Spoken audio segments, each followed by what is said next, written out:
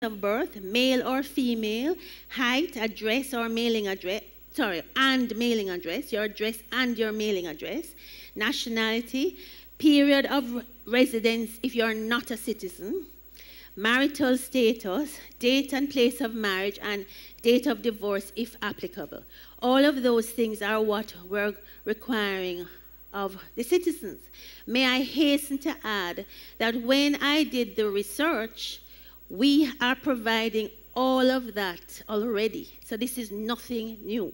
We're providing all of that when we go to get our driver's license, when we go to register for our voter's ID, and other places. So it's nothing new.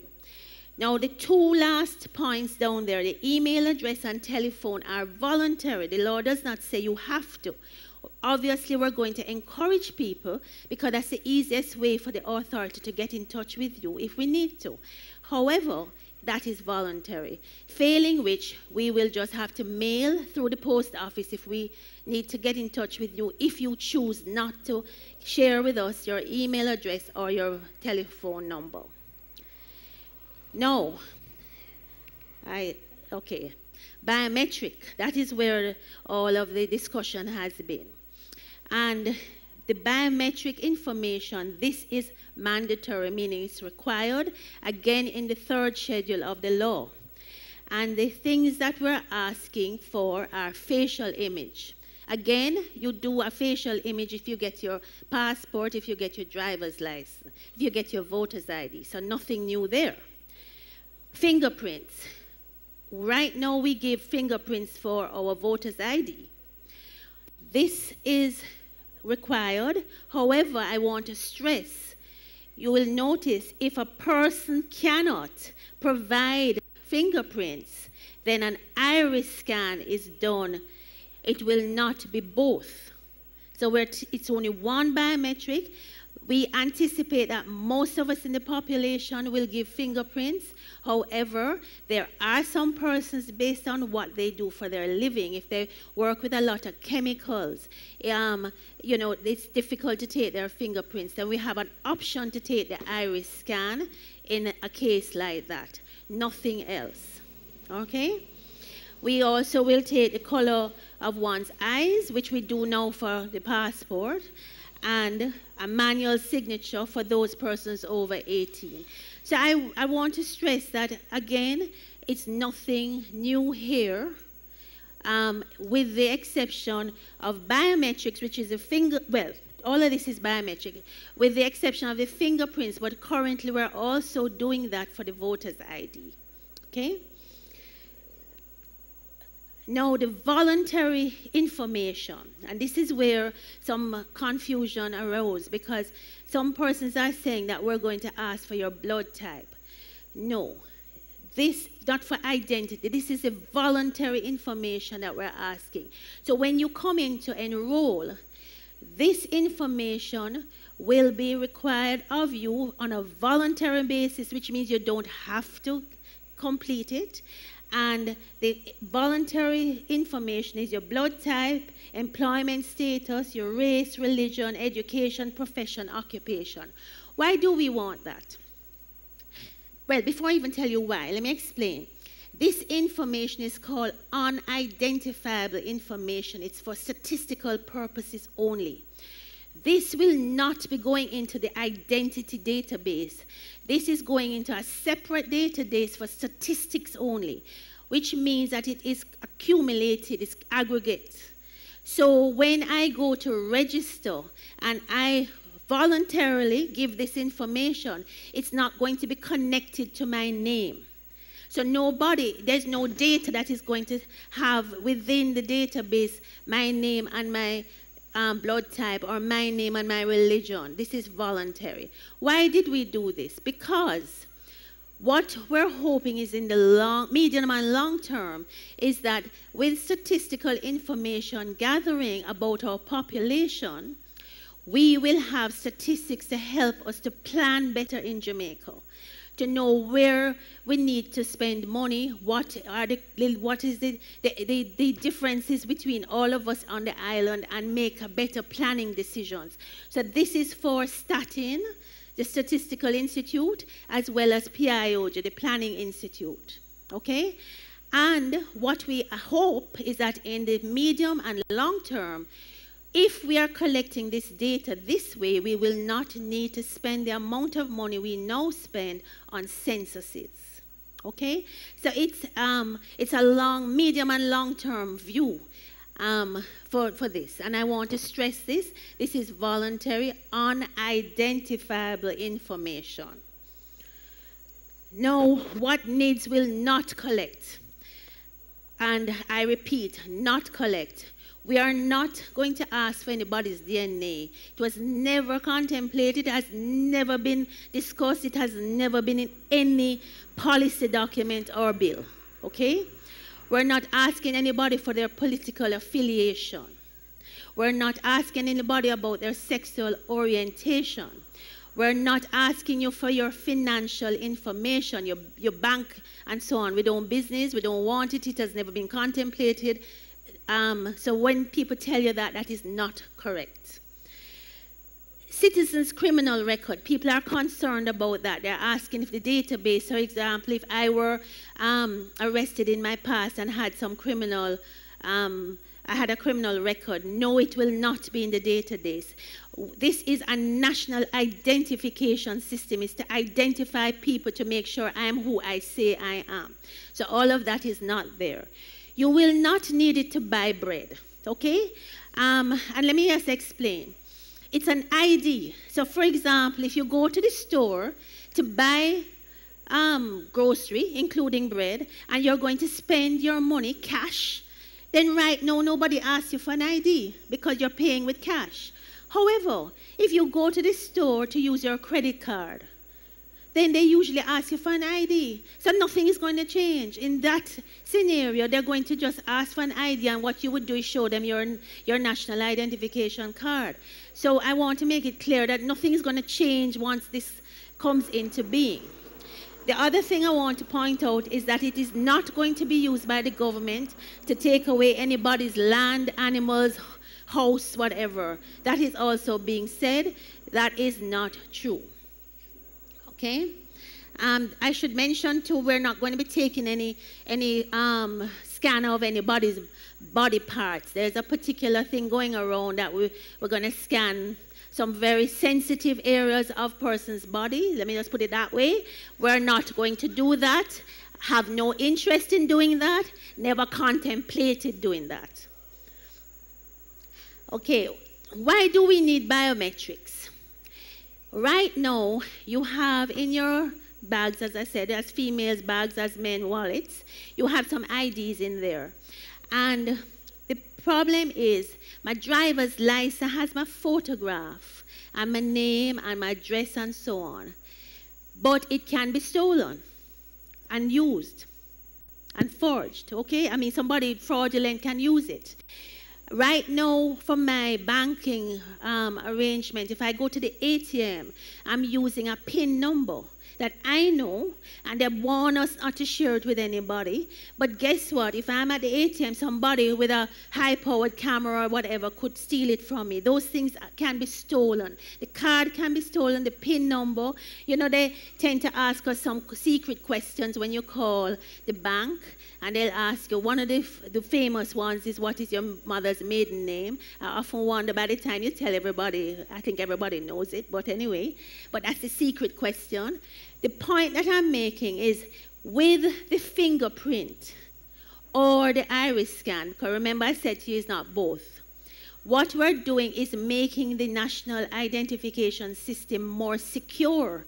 Because, as I've said there, your ID can be stolen, your PIN can be stolen, but they cannot take away your fingerprint.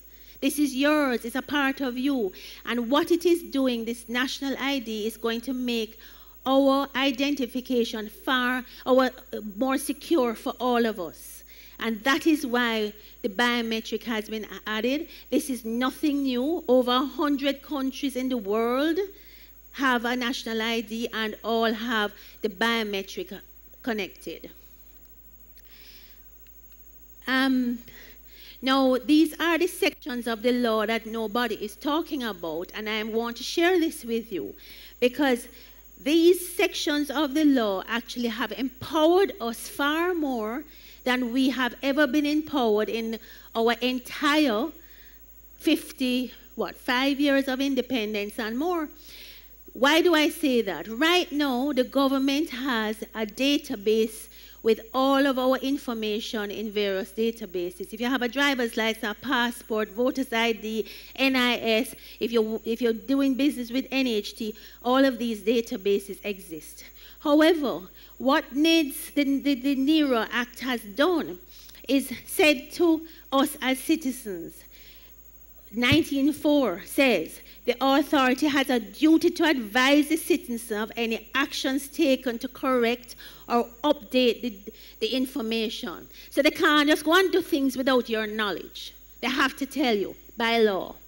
2010, Section 2010, provides that the authority shall provide each individual with a copy of the information that is given. So when you go to enroll, you're going to leave with a copy of what you have told the authority, okay? The Section 40, this one to my mind is even the best provision. This says, if a citizen, each of us rather, have the right to request from the authority who has asked about us. Think about that. Because there's going to, on the database, if somebody asks to verify my identity, I am going to be able to go to NERA and look at the record of who has asked about me. And guess what? I want to stress this. Nobody can ask NERA about you without your permission. So I can't just decide that I'm going fast with Walt's business. I know Walt and me going fast with Walt. Walt is over there, by the way, one of our team members. Okay? I can't do that because Walt would have had to give, if he's doing business with me, he would have had to give me permission for me to ask Nero to confirm that he actually is Mr. Walt Brown. And what will happen is that Nero is going to keep a record of all those sorts of requests. And Walt will be able to go to Nero to see who. And if he sees a request on that data sheet that he knows he did not do business with that person, then there has to be an investigation and somebody has to be held responsible. We do not have that now in Jamaica. So this actually is going to empower us as citizens. We're going to have far more power over our data than currently exists. So I really want people to go home with the Section 40 in there and go and look at it. It's a very empowering section of the law. Section 47 gives us the right, us meaning citizen, the right to appeal. And I want to just share with you the duty to inform the citizen runs through the entire legislation, giving us as citizens far more rights than we do now have. Now, NIDS will assist us in fighting corruption and crime. Right now, we as a country, it's estimated that we lose 62 billion a year because of crime and corruption. And my own view is that it could be much higher because what we're not maybe taking into account is the indirect costs. Things like when people don't invest because of crime. And you know what is the biggest thing too? When many of our own people migrate because of crime, right? And we lose skilled people. So this program, this project, this new system is going to assist us in this manner. People are saying, why is it mandatory? Okay, it is mandatory. Section 20 requires that we all register. If we do not register, there is a consequence, a fine of up to $100,000. That's a fine. However, Section 2012 states very clearly it will not be a part of anyone's criminal record. That's in the law. In addition, Sections 2012 and 2014 provide that if you are fined or brought before the court, the parish court can sentence you without imprisonment. So there's no imprisonment for the consequence of not registering, and that is in the law. Okay? The parish court may punish in lieu of imprisonment.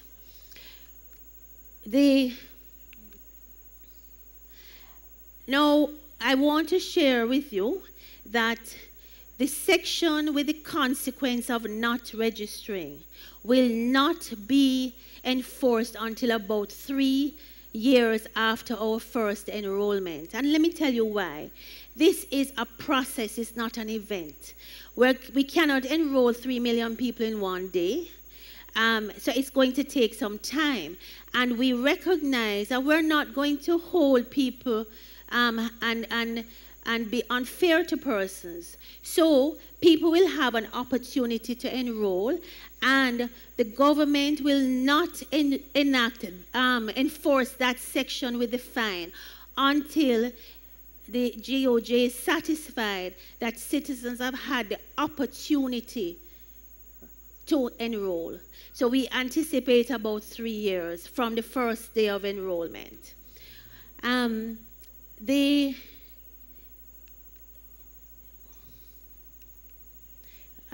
I'm coming to an end, but I just want to mention quickly, this is the last slide before I end, that I spoke about the legal framework, and I went through sections of the law that I thought would be of useful for you, and also the institutional framework.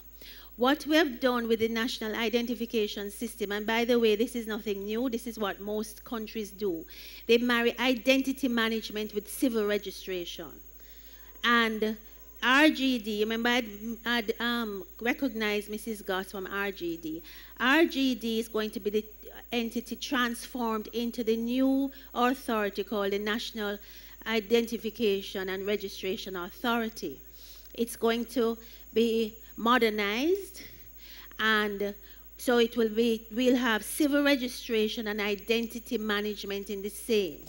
And this makes for better management of our information within our country. And as I mentioned, this is the norm. It is the norm internationally to do that marriage. And we have, in Jamaica, the policymakers took the decision after looking at all the various options to do it that way as well. I am going to end here. My colleague will continue sharing information, and at the end, we're ready and willing to answer any questions. I want to thank you again for coming out and to listening to us, and please ask whatever questions you wish at the end. Thank you. Thank you, Mrs. Lynch. Please give her a round of applause, everybody. Going through in detail, really, all the elements involved in the Act. May I welcome, first of all, Antoinette. She is providing sign language services for members of the deaf community who are here. Thank you all for coming, and thank you, Antoinette, for providing that service. Also, so we are streaming live on social media. Let me welcome, by the way, those on social media, on JIS's website, on OPM's website, as well as streaming live on the Prime Minister's Facebook page, Instagram, and we are also on traditional media as well, Nationwide 90 FM, Love 101, and also JNN bringing us live as well. So for those who may be posting pictures, comments, and may have some questions, you may use the hashtag NIDS Town Hall. The hashtag NIDS Town Hall. All right, you've been a very quiet audience, which means that you're absorbing a lot of the information. Can I just ask a quick question?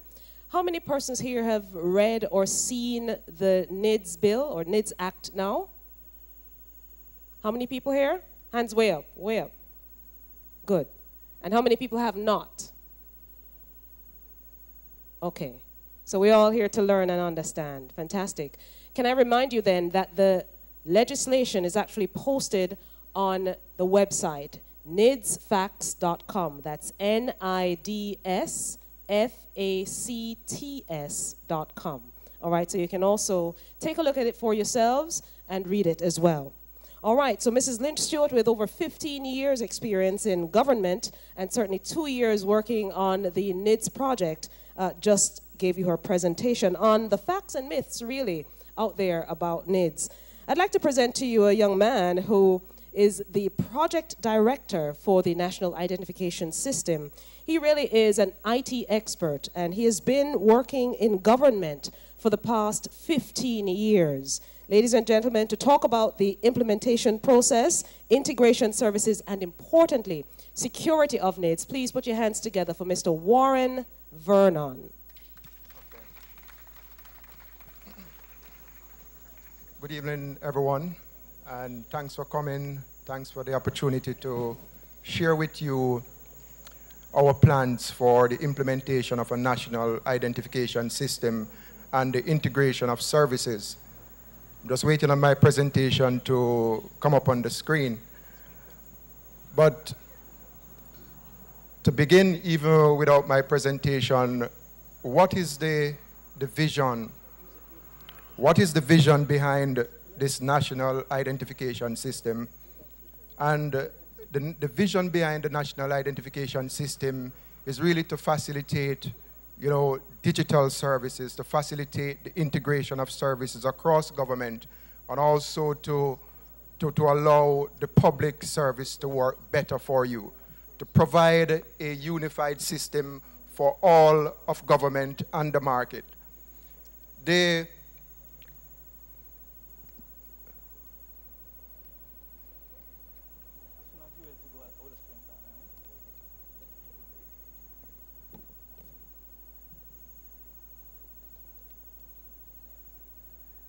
So my presentation to you this afternoon, we want to start by looking at why implement a national identification system. And then, as you know, security is a major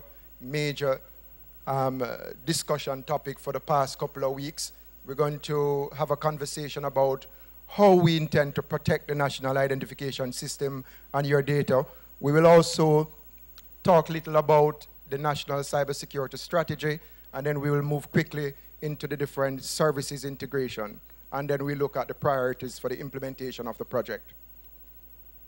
So I talked earlier about the national vision. There are so many persons have their own views. There are so many misinformation that is out there about the national identification system. There are some persons that are saying it is the mark of the beast. There are some persons that are saying that it is a system that the government is going to use to take away all of your resources, which is not true, absolutely not true. So the main purpose of the system is really to deliver services to people, is to make your life better. And also to foster the innovation of e-services.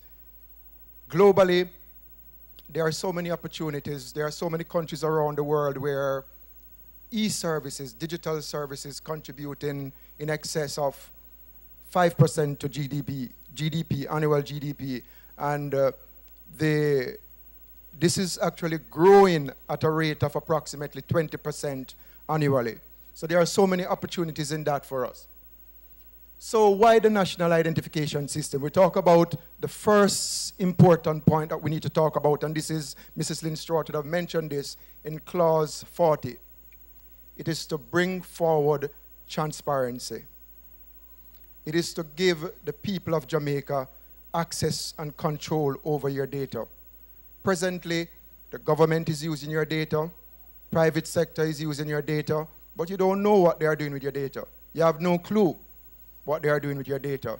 Now, as part of this law, the power for your data is being placed in your hands. You will have control over it. You will give permission when it is used, and if it is used outside of the legal framework, whosoever use your data outside of your permission can be held accountable. So this is an important provision, and it's something that we believe in the project that as a country we should all embrace this. This is similar, this can be viewed similar to your bank account.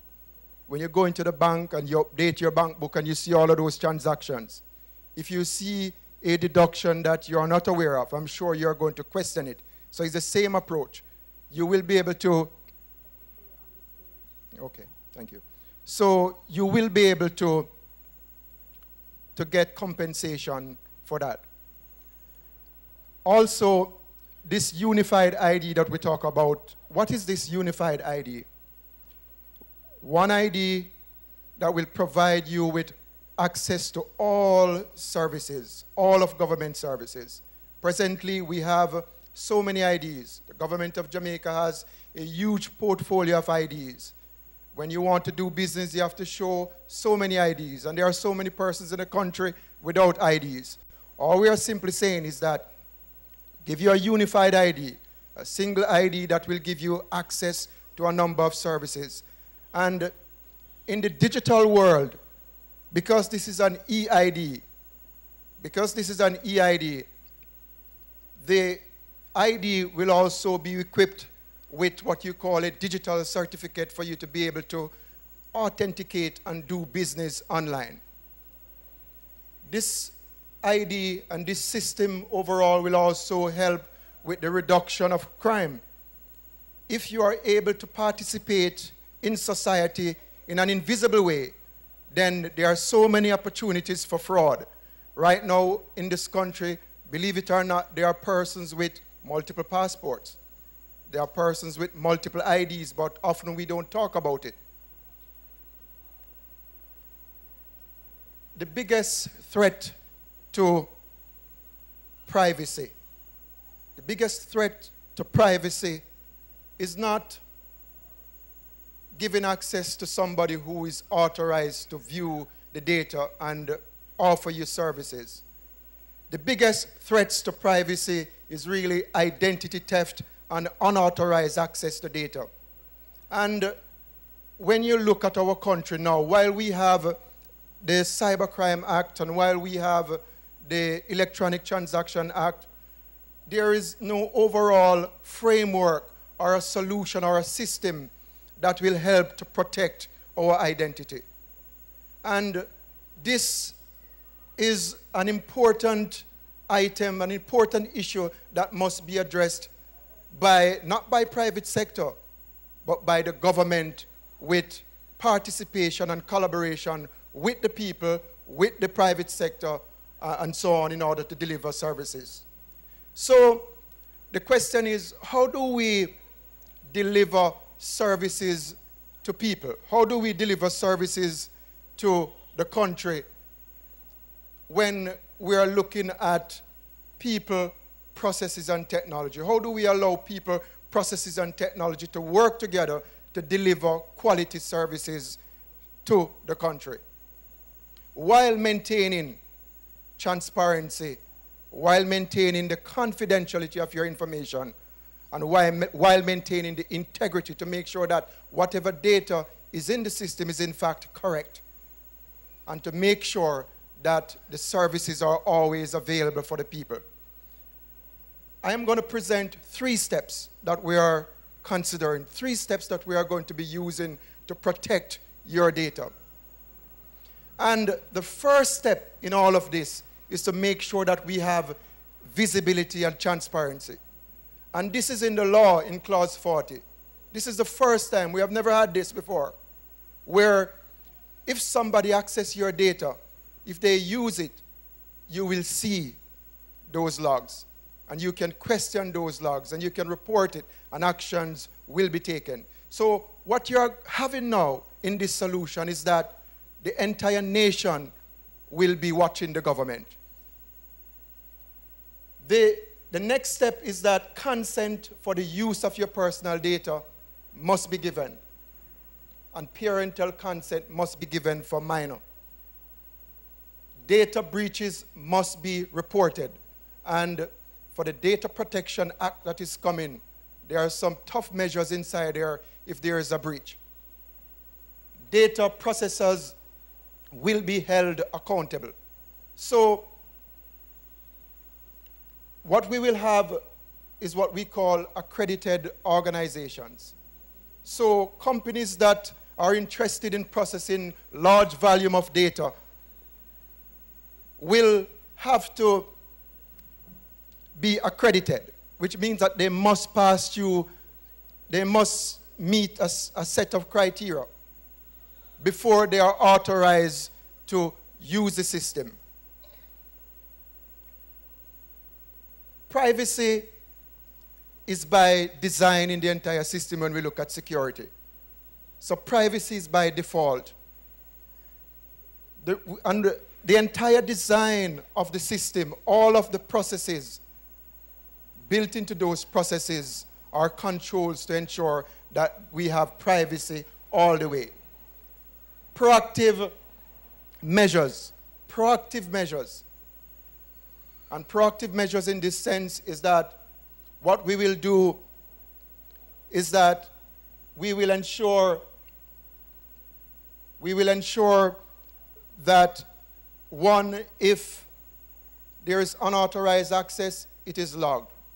We will ensure that we have the relevant experts to try to penetrate the system before somebody else from outside is able to do it. We will ensure that we have what we call a national risk assessment of all of government, because quite often we focus on security and we say the security of the system is just the NIDS database. But it is certainly not just the NIDS database. All of the players that will be using the system, their systems must also be secured. The development and enforcement of strong security policies. And what are these security policies? Something as simple as an enrollment officer not allowed to carry a jump drive. An enrollment officer not allowed to carry a camera to take a picture of your document. And the separation of functions. The people who are doing enrollment are not the same people that are doing the verification. And the people that are doing quality control are not the same people that are doing verification. The people that are processing those IDs and cards, they are different. They have different roles and different controls. The development and implementation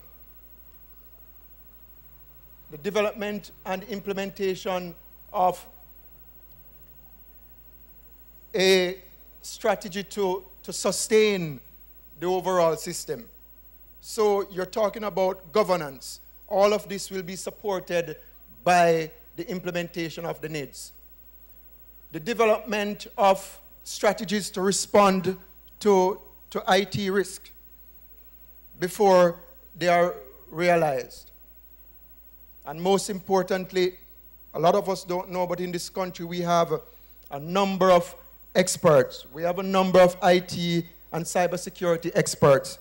And as part of this project, we will put in place what we call a national cybersecurity response team, where we are going to engage our local experts to help us in this proactive approach to defend the system. So security is something that you can't just discuss in one conversation, because all of us must be involved in the security process. One, when you receive your card, we know that when you receive your card, you must also understand the implications of sharing your personal information, maybe sharing your PIN, and how you utilize your card online. The project budget and summary. We have a budget, there's an estimated budget of $68 million US. And the $68 million US is not for the entire system. 60 to 70% of the budget will be used to upgrade the ICT infrastructure for government.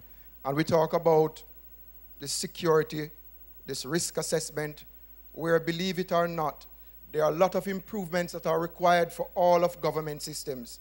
And this project will make that possible. The national identification system is approximately 20% of the total cost, of the total budget.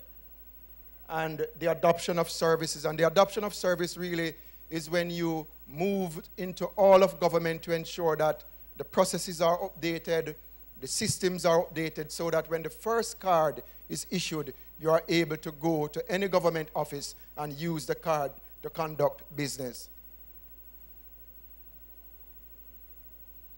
So this is a diagram showing what is happening now in terms of civil registry. And civil registry, as you know, your birth certificate.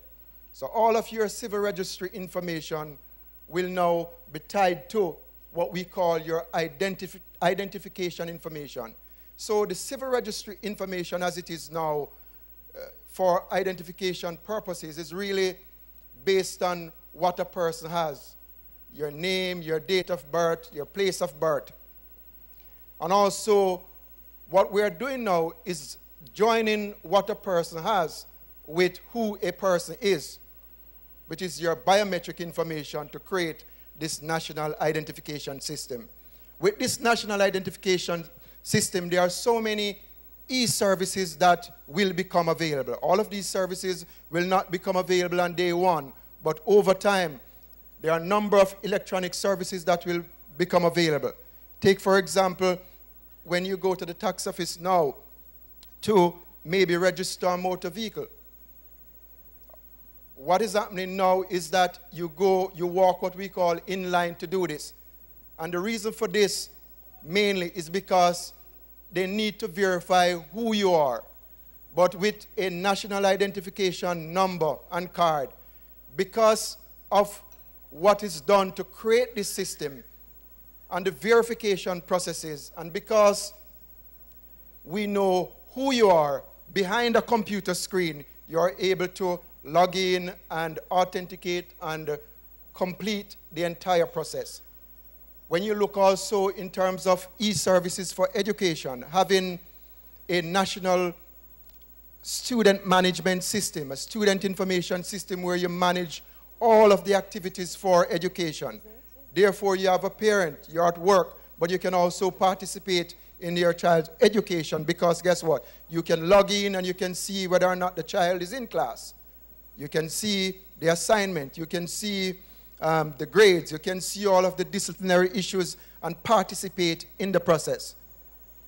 There's also the issue of taxation, where you can process your taxes online. There's also services such as e-prescription.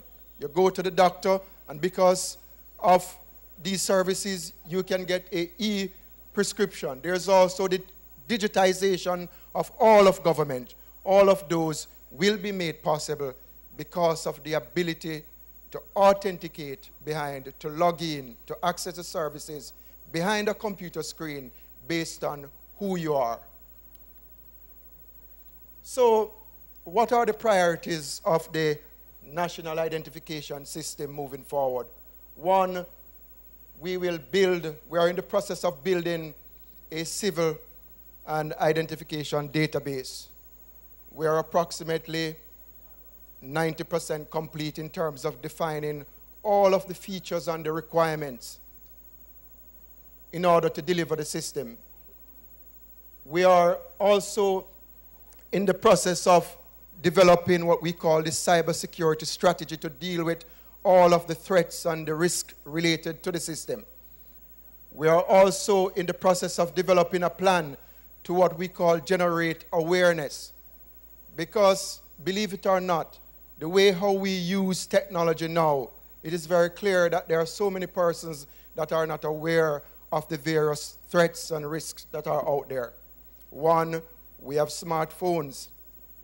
When we download an app and install the app on the smartphone, we give it access to our photos, our private photos, our messages, everything. And this is where we need to have this national conversation. We give them access to our photographs, our biometric information, and all of those. So we need to have a national conversation, and we also need to bring the awareness level up before we get into this digital space. Complete the electronic identification document to facilitate and generate proof of identity. So we are looking also at the design of this card and the security features. and to facilitate and promote e-government services to ensure that we have more digital services available online for citizens to access, to ensure that government is always open to the citizen.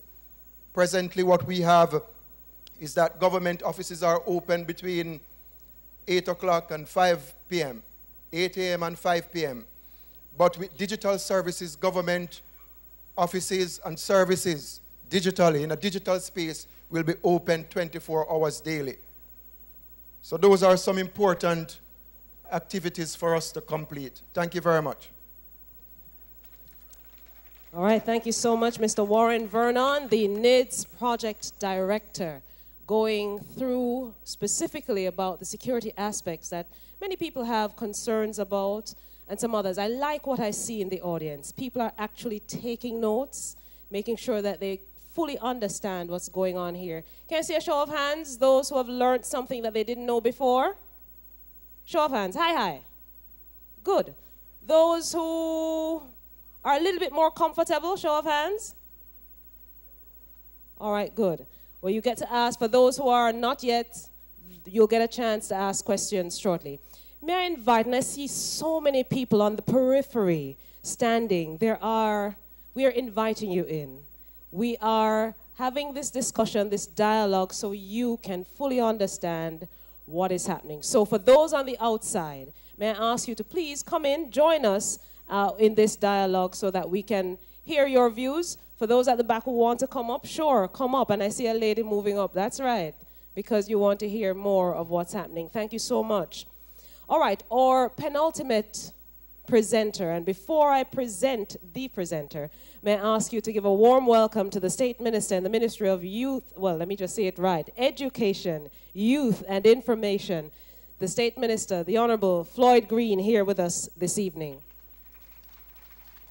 Minister, I'm going to give you a chance to speak to the young people shortly. Tomorrow is the Youth Awards. Before you present, though, and talk to the young people about the importance of having a national identification system and debunk some of the jargons that we use in government as well. I'm going to invite the man from eGov to speak, and then you, Minister, so that you can speak to the young people and all the other people here. So without further ado, let me ask Mr. Maurice Barnes, the Chief Executive Officer of eGov. Really, you know how we're using a whole heap of paper, right? You know, the way of the world these days is to go to a paperless system. Well, this is the man who is going to help government transform that. Mr. Maurice Barnes, everyone. Give him a round of applause. Thank you. Good evening, ladies and gentlemen. All right, I know it has been a too long presentation, so I'll be very brief and to the point. What I want to talk to you about this evening is about eJamaica and basically the government's the roadmap towards a digital society and e-government. As we all know, Vision 2030, Jamaica, the place of choice to live, work, raise families, and do business. And as part of that vision, there's also a vision for ICT within Jamaica and by extension the government. A globally competitive ICT sector that is widely accessible and makes the greatest possible contribution to social and economic development of Jamaica. I'm sure if I just take a quick survey, everyone in the audience has some device looking like this. I'm almost sure. And if I ask another question, I'm almost sure that more than 50% of you have this device which you call a smartphone. And what this means is that right now we all have a tool in which we can communicate with our government. And it's not just about communication. We're talking about being able to access services via this smartphone. We're talking about being able to engage, to have a conversation with your government through this smartphone. And this is what e-government is about and what e-services is also about.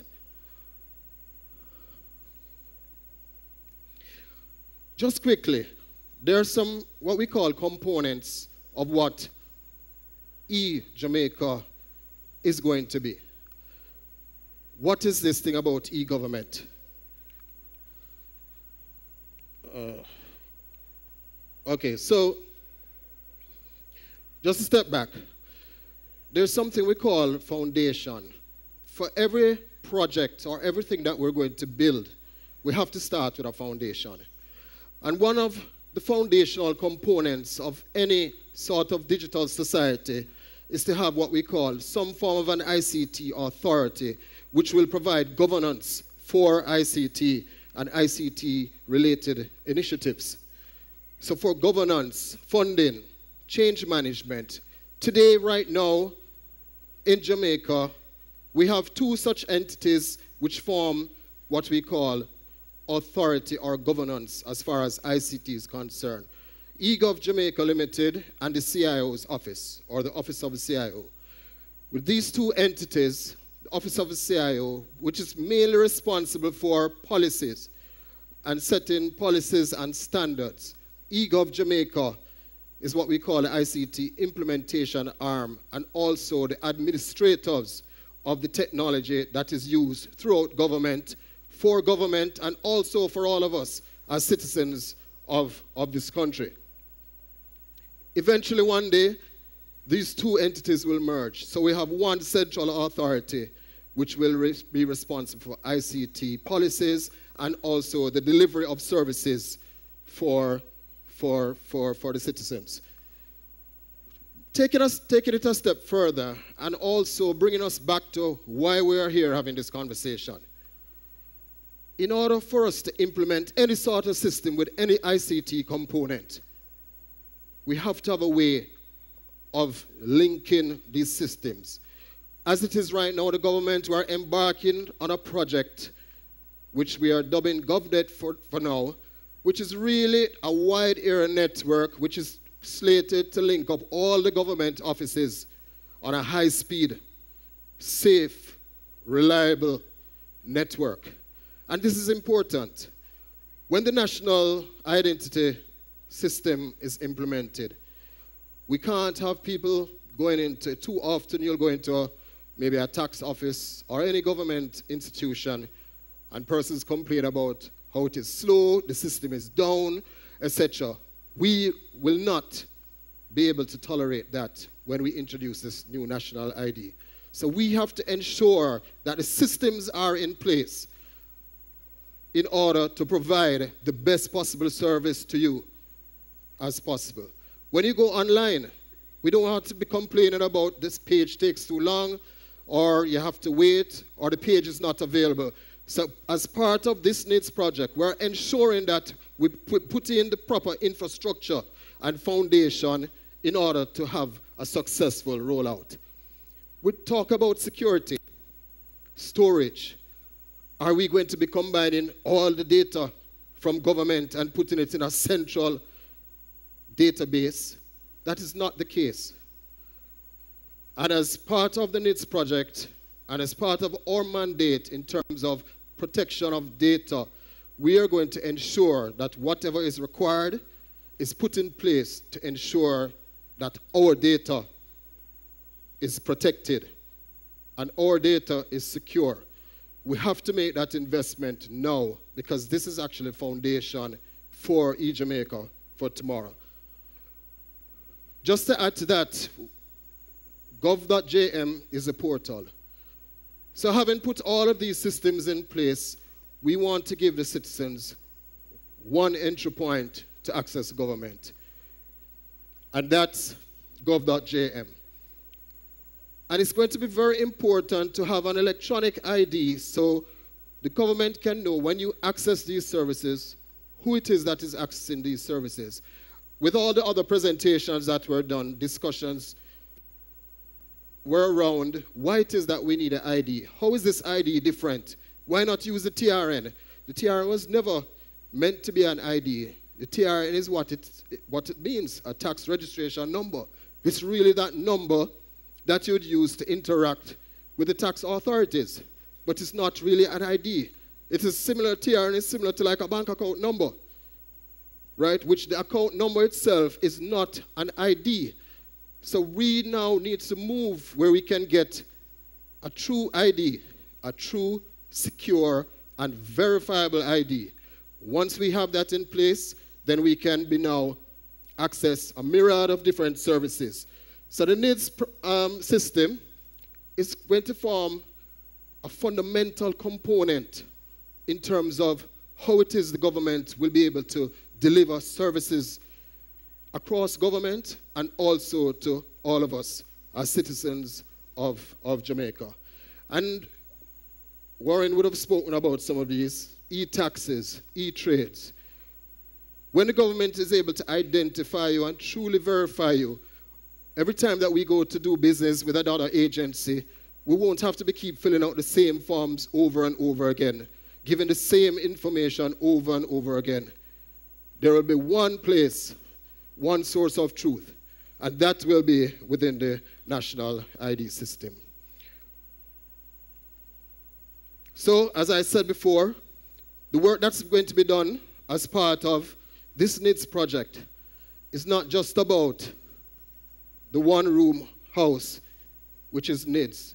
It is really about the ICT infrastructure and where the government is going in terms of building the foundation. We have to put the proper foundation in place because we really and truly don't want to just build an infrastructure that will just support one particular system, when it is that we have the vision to move to a truly digital society. And as I said, where we are today and the work that's being done with partnerships with eGov and all the other agencies, ministries, and departments, we will achieve that vision by 2030. Thank you very much. Thank you so much, Maurice. Really appreciate it. The work continues. I like that. And I also like the fact that he said, we're building the foundation today for tomorrow. Very important as well. Thank you so much, Maurice, giving their just a brief overview of eGov and especially how the NIDS will link in to eGov. The CEO of the Universal Service Fund is also here. I saw her earlier. Wave your hand for me because that's the fund that actually gives access, free Wi-Fi. There you go, free Wi-Fi all over Jamaica. And that I know is a plan that the government intends to roll out in several cities, or cities and towns really, across the country. Thank you so much for being here as well. All right, I did promise that he would speak to you this evening, straight from Parliament. I believe Parliament just ended, right? All right, the State Minister in the Ministry of Education, Youth and Information, the Honorable Floyd Green, to speak with you, everybody.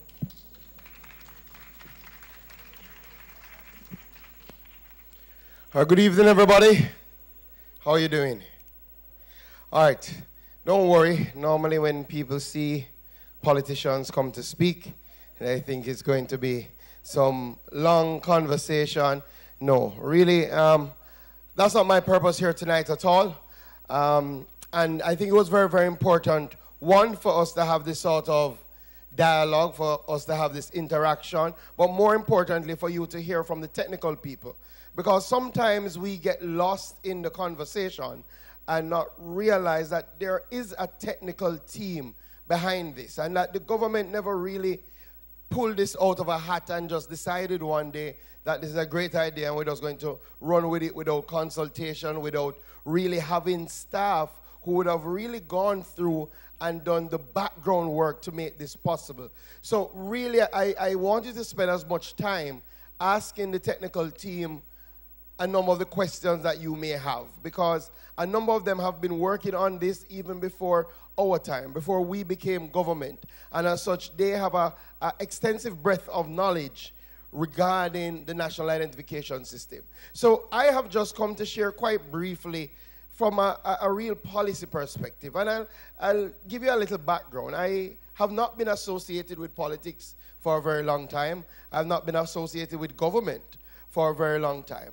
But before, in my previous life, I guess, I was an attorney at law. Still am an attorney at law. I still have 2 offices, one in Kingston, one in St. Elizabeth, that are still up and are still running. And I guess because of that, when I came into government and came into Parliament, one of the committees that I was put on is the Legislative Committee.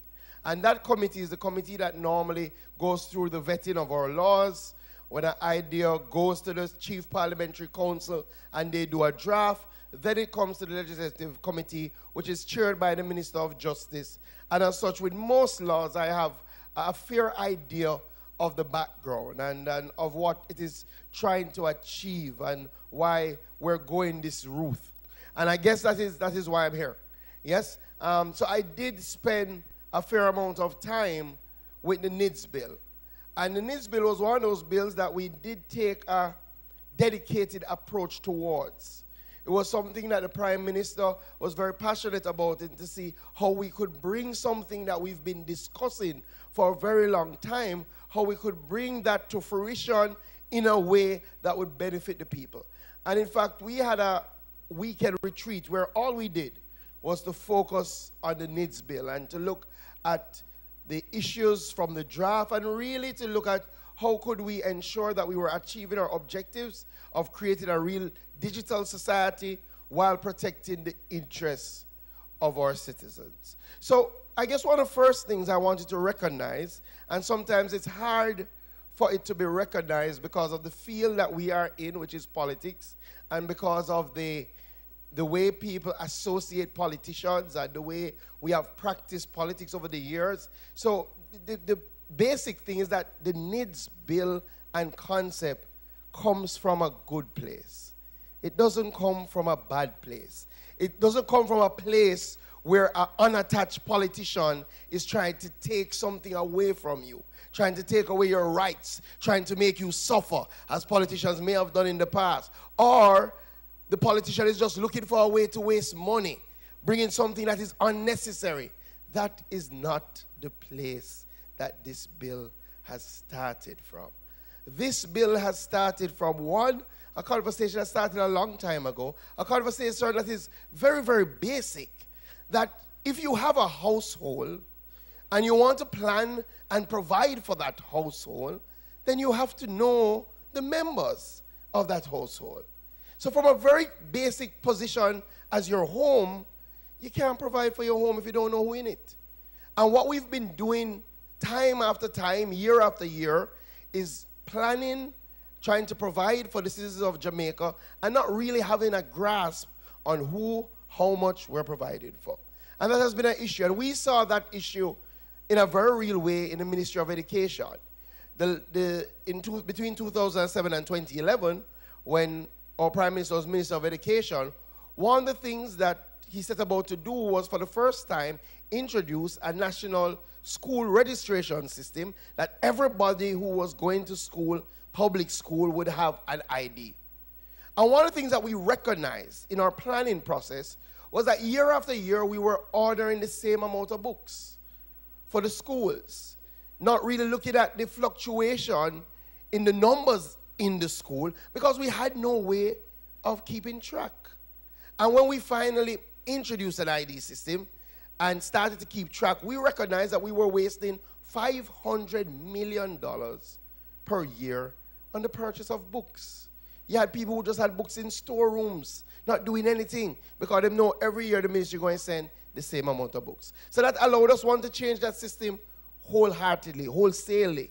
We started the real-time ordering because we would now have a number that would be going into the school, would be coming from the primary school. We could now keep track, and we could now better plan and provide. And that 500 million could be put into infrastructure, or into the PAD program, or into something else that was more needed.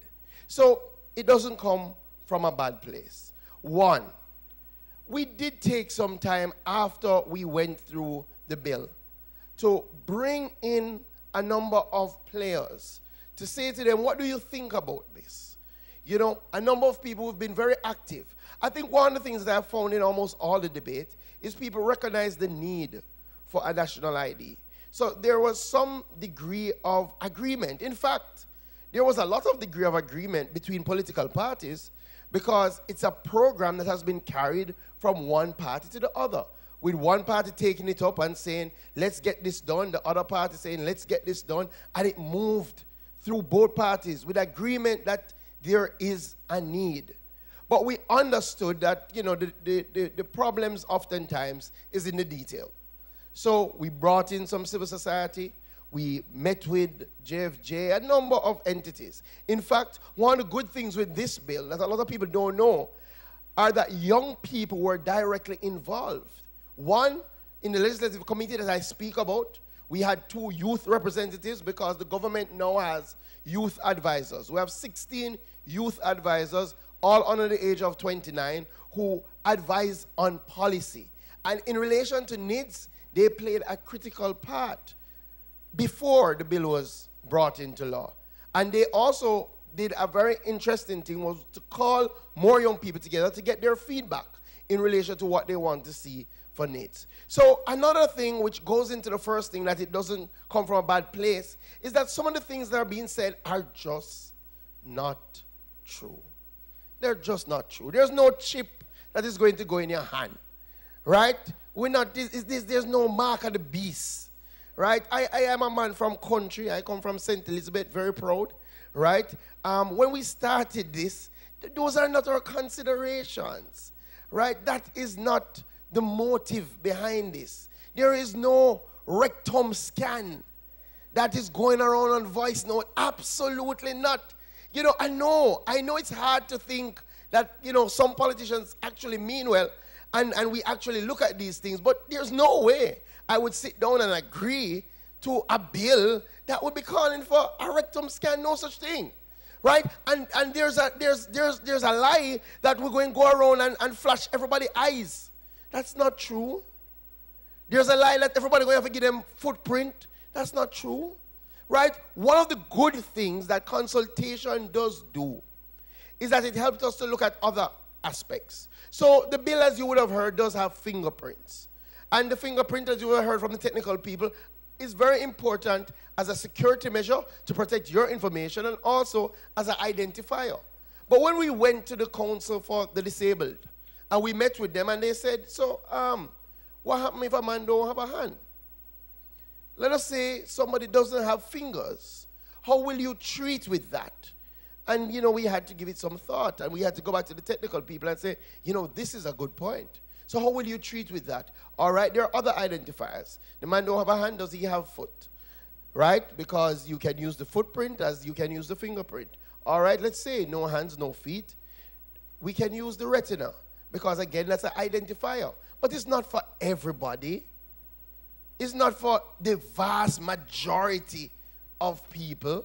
It's in case special cases. So all that you've heard about, you know, this, as I said, this chip argument and this trying to take over your life, that is not it. The reality is that there are things in Jamaica that we take for standard that we shouldn't be doing, that really adds a lot of time and stress to our life. Like, for example, having to go to a JP or find a JP to write a letter to say that you are who you are. You know how hard it is, especially for young people nowadays, to do that? Because a lot of the JPs are unfortunately a bit older people. Them don't know them. And you search community, especially in rural Jamaica, where them hard to find. But you have to go to a JP for the man to say that you are who you say you are. And he's been so empowered to say so. And if he doesn't say so, you can't get a bank account. You can't. And you can't get a bank account without the JP saying so. So sometimes you have to get the lawyer to say that. Sometimes you have to walk with your bill to prove where you live. All of these things, because we have no system to really identify you from birth that you are who you are. If you have a national ID, you don't need a JP to justify who you are, because you have a national identification system. And the overarching point of this is because we want Jamaica also to keep a pace with what is happening in the world. The reality is that we want a Jamaica where you can link your systems, where you can talk to each other, where you can present one idea, and as you would have heard, the plan is over time, all our systems would speak to each other, so that ultimately you really need this one identification system. So, I see Naomi with the wrap-up. And I told you I wouldn't be long. So the overarching point, we're really doing this because we want us to move quickly into a digital age. You know, one of the reasons I got involved in politics, and one of the things I realized about Jamaica, is that we really are, you know, we're a nation of eloquent talkers. You know, we talk, and then we talk about talking, and then we just keep talking, then we research, then we talk some more about the research, but we don't act. We don't implement. I wished that somebody had implemented this from even before my time, so that like America from 1935, you have a social security number that really links almost everything you have to do. I wasn't born too long ago, and I had wished I was born where I never need all of this, where I just had an ID, and that would make my life easier. Now, my role is to ensure that my son don't have this conversation. That when he comes to become a man, he would be operating in a system that's aligned to the realities of the world, in a real digital economy, a digital age, and a government that has moved with the time. So, thank you for coming out. It means you're really serious about your country. You're really serious about moving forward. We're here to listen as much as we are to talk. We don't come with all the answers. We do understand that you come from a lot of different backgrounds with some significant expertise. And expertise doesn't mean book learning. It just means expertise. So we are here also to listen. But let us, in everything we do and in everything we say, have as our mission the creation of a better Jamaica, not just for us, but for our children. I think when we have that in the forefront of our mind, then we will realize we don't have a lot of division, and we will work together to move quickly towards that goal. God bless you. Thank you so much, Minister Floyd Green. He's the State Minister in the Ministry of Education, Youth, and Information. And he said it right. This is really about Jamaica. And so, ladies and gentlemen, this is your time now. You've sat for more than an hour and listened intently. I thank you for that. Many of you have taken notes. I thank you for that. This is where now you get to ask questions to clarify what you did not understand and any concerns you have as well. So there are two things, and you would have heard previously in previous town halls that yes, the bill has passed through both houses, so it's now an act. However, the regulations are to come, and the regulations are really how you operationalize the act. And so your input is very important as well. May I invite our three presenters and the State Minister, the Honorable Floyd Green, to the stage. They're going to sit right there, listen to you, answer your questions. So here are the rules that we'll set about. So Mrs. Lynch Stewart, please, if you could, to the stage. Also, Warren, Maurice, and Minister Green, if you could, with your microphones as well. So we'll have two persons with the microphones ready for you to ask your questions. So if you would raise your hand so that the microphone can come to you. Ask your question. You know, it would be good if you're actually not way down the back, as I was inviting you to come up to the front so we'll be able to see you and engage with you. Thank you. See, now you know that you need to sit on at the front of the line, right?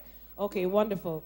So let me tell you the rules of engagement, really, for the question and answer. We must listen, and we must listen to hear the responses as well. All right. So you raise your hand, wait to be identified. When you are, the microphone will come to you. When the microphone comes to you, I'm asking you to identify yourself. If you'd like to say where you're from in Jamaica, that would be nice. Then I'm asking each person to ask one question.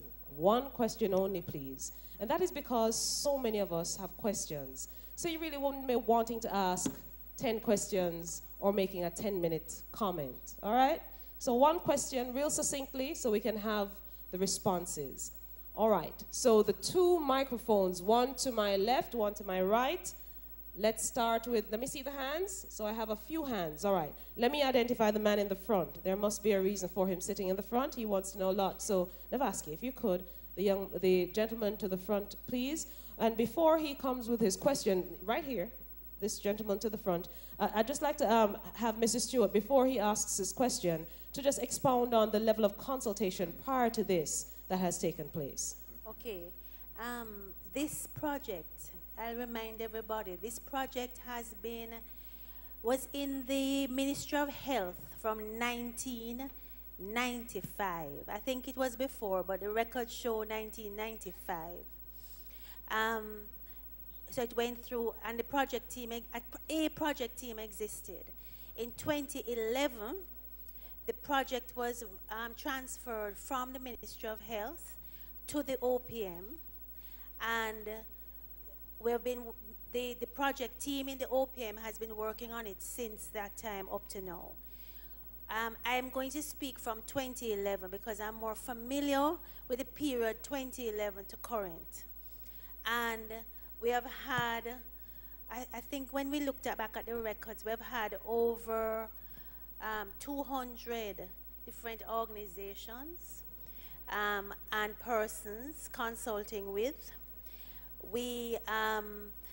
Since I have been involved in the project, which is only 2 years, yes. So some of us on the team have a longer history. We have had so many meetings.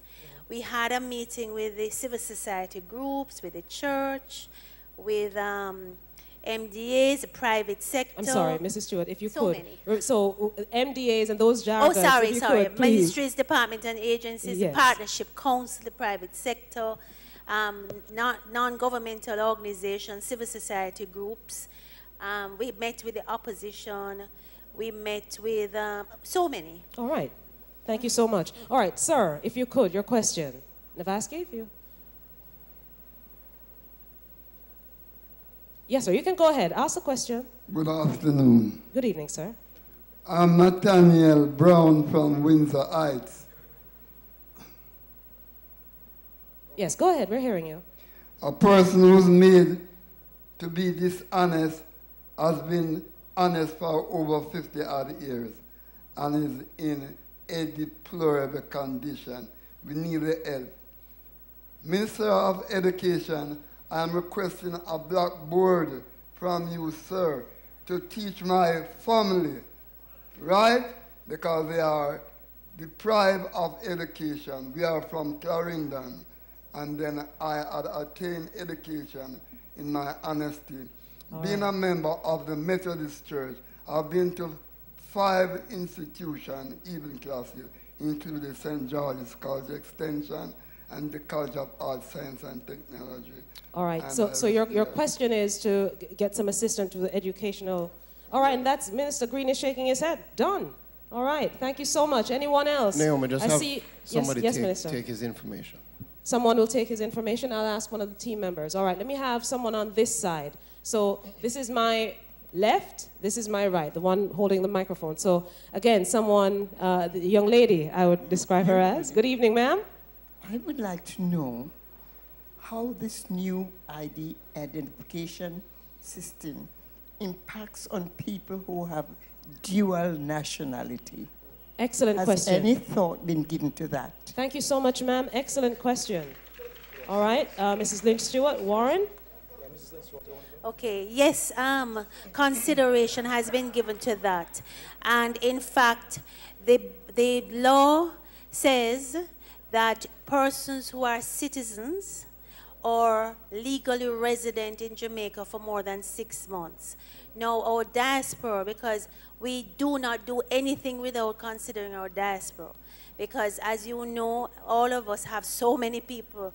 I don't think there's a Jamaican that doesn't have at least a family member abroad. So those persons are going to be able to apply for their NIN, so there's no issue with the dual citizenship. Our diaspora, we're going to be focusing, I don't know if we mentioned that based on our project timelines now, and the pilot project, the enrollment pilot project starts in 2019 January. So in fact, next year, people have been asking why so long, because we have so much work. The technical team has a lot of work to do next year, as well as the public education, because we're going to be doing more and more things like this so people understand. And the diaspora, will be able to go what we call pre-enrollment. It's not just for diaspora either, it's for all those of us here. So we're going to have a system where you can go online, similar to what you do with the US Embassy visa now. You go online, you do a pre-enrollment. Then you can make an appointment to come and complete your enrollment in a enrollment site. So the diaspora is going to be encouraged to do their pre-enrollment. When they're coming home on holiday or on business, they make an appointment and complete the process here. So we have not forgotten the diaspora. They're very critical to us as Jamaicans, as you know. All right, thank you so much. Other hands I see. May I ask for those who can and those who are able to, please stand when the microphone comes to you so we'll be able to see who you are as well. Sir, I see Tiffany Rabbit. Yes, that's right. If you could stand. Good afternoon. Oh, no, sorry. No. So, Tiffany, the young lady has the microphone first. So, hang on. Yes, sir, go ahead. Good night. My name is Daniel Brooks. Just a question for the IT specialist. I hear you mention a couple of things, e-services that will be coming on board with the NIDS. I'm just wondering, what is it that stops that from coming on board with the current numbers that we have now? It can appear a bit disingenuous to think that, to imply that the NIDS is required for those e-services, considering that e-services don't require biometrics to be activated, and you can still access that data with the current numbers that we have now. I'm trying to wonder if it does seem a bit disingenuous to tie that the NIDS in with the e-services to make it appear as though you need the NIDS to do these e-services. Thanks for the question, sir. Okay, thank you very much, Mr. Brooks. You do have a point. Presently, the government of Jamaica is offering some e-services online, but we must recognize that there is a huge risk. And that huge risk has to do with the ability to uniquely identify persons behind electronic devices. And I say this, based on the identification documents that we have now, and based on the data that we have with identity theft, persons having multiple documents, and all of this is because we are unable to uniquely identify persons. Take, for example, the Passport Office recently introduced what we call facial recognition, and they were able to identify multiple persons that have multiple passports. And the reason why I'm saying this is to bring across the point that we have a huge challenge in delivering e-services with the existing infrastructure. All of the services that we have now, there's no infrastructure in place to deliver real e-services. The ability for people to authenticate online, the ability for people to use digital signatures to sign documents, all of those are not in place. And the most important thing that we're pushing is to prevent unauthorized access to data and also to prevent identity theft. And this can only be achieved if you are able, without any doubt at all, without any doubt, that the person who is assigned that document is unique. And that is why we must include the biometric information. Thank you so much, Warren Vernon. All right, I see some hands toward the back. And remember earlier I said, come up, see that now? All right. Sir, stand, please. And afterward, yes, so Tiffany, you have that gentleman standing? No, right here. You just passed him. I'm identifying this man. And afterward, Navaski, the man you're sitting beside will be the next person. All right, yes, sir. Yeah, good night. Earl Dawkins is the name, Portmore. Good evening, Earl. Yeah, my concern is the cost, almost $9 billion that we are borrowing to implement this. One of the gentlemen said, the foundation, we are trying to establish a foundation. We already have a foundation in all the civic data that we collect in the TRN. Why couldn't we not issue the TRN number as the national ID number? Whether it's flawed or not, it can be corrected, but everybody would already have a number. You are just issuing out digits again. All right. It would cost less. Persons like the IDB who is lending us this money. Yes. Now I can see how who owe so much money have little to show for it. All right, thank you, Earl. Allow them to answer the question. One question per person. No, it's one question. Yes. I'm still on the question Yes. of the cost. Yes. Now, Jamaica will have to pay about $9 billion. And so your This is question, though, something- Earl, No, the question. Earl, hold on. We established a rule, one question per person. Question. And your question is, that based on my understanding is, why have we borrowed $9 billion to set up a system where we have a TRN that we could also use? Am I correct? All right. Thank you so much, Earl. Anyone here on the panel? Morris, you're going to let you talk about infrastructure. All right, so they're going to share it. So Warren will deal with part of it, and Maurice will deal with part of your response. Thanks, Earl. Oh, okay. Firstly, I want to look at this Sorry, thing. Warren, could you hold that mic up? Yes, firstly, let us look at this thing in context. We are looking, we have a number of cost-benefit evaluation before us. The most recent one was done between August and September using baseline data gathered from the government of Jamaica. And what that cost-benefit is telling us is that at the end of the project, the system will start paying for itself. And let us look at some real data. The presentation that Mrs. Lindstraw did, it is said that the cost of crime and corruption and leakages in government is costing us in excess of $61 billion annually. The cost of the national identification system, and I'm saying solution because it's not just the system that is a part of it, is a solution to fix all of government. And when you look at it from the outside, it appears to be a huge cost.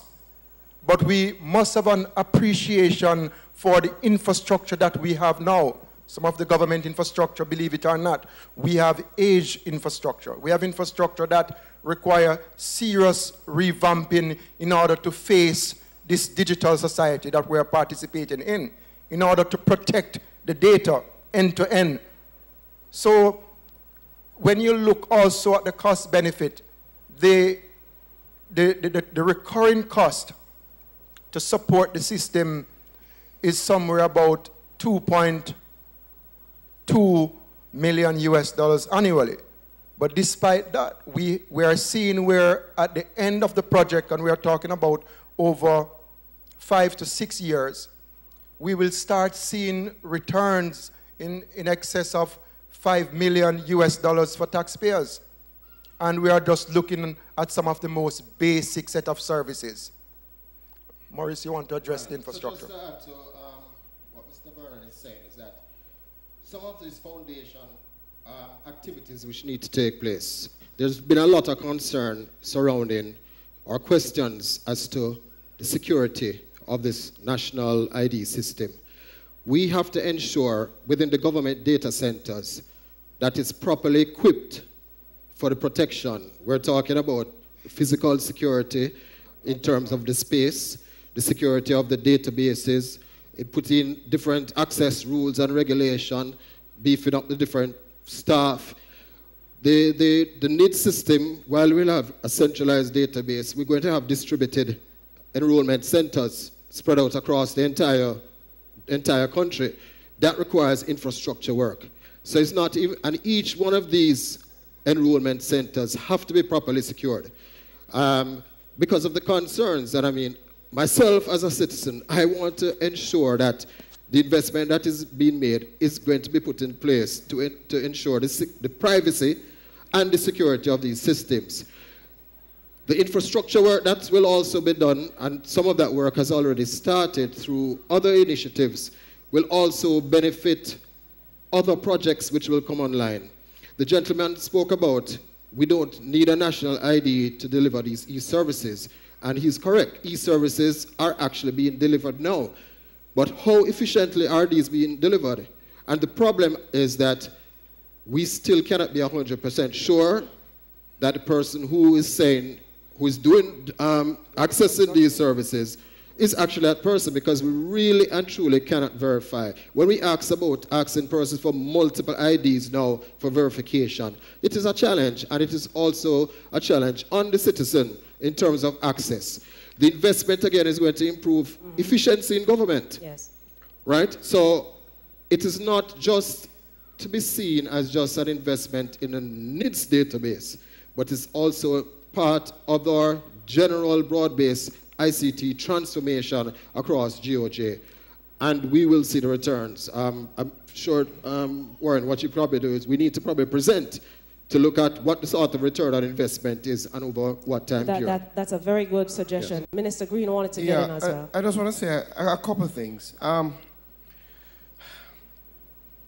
You know, these were some of the same questions that we asked a member of parliament. So let me dispel a little myth, and again, it may have been true in the past, but I can only speak about what I have interacted with. Nobody is excited about going to borrow money, right? At all. Nobody's excited about going to borrow money about something that you have to probably spend significant time justifying. Because, you know, you don't probably have to spend much time justifying if you borrow money for a road, because ultimately people will see the road, right? So when the presentation was made to the parliamentary caucus, and that is the government grouping, there were significant questions about the cost and whether it would be worth it. And one of the things I think you guys, as you've said, should incorporate in your presentation is that cost-benefit analysis, because that was one of the things that swayed the parliamentarians. The other thing is that, as you would have seen, about 70%, and you can tell me if I'm wrong, Warren, about 70% of it is infrastructure. ICT infrastructure is not about the needs per se, but it's about getting our ministries, and you know, I'm at the Ministry of Education, getting our ministries up to date. And if you've been to the Ministry of Education, you know that some of the equipment that we have now that we're using is way outdated, quite frankly, right? And as such, it's very hard to support the e-services that we would want to offer.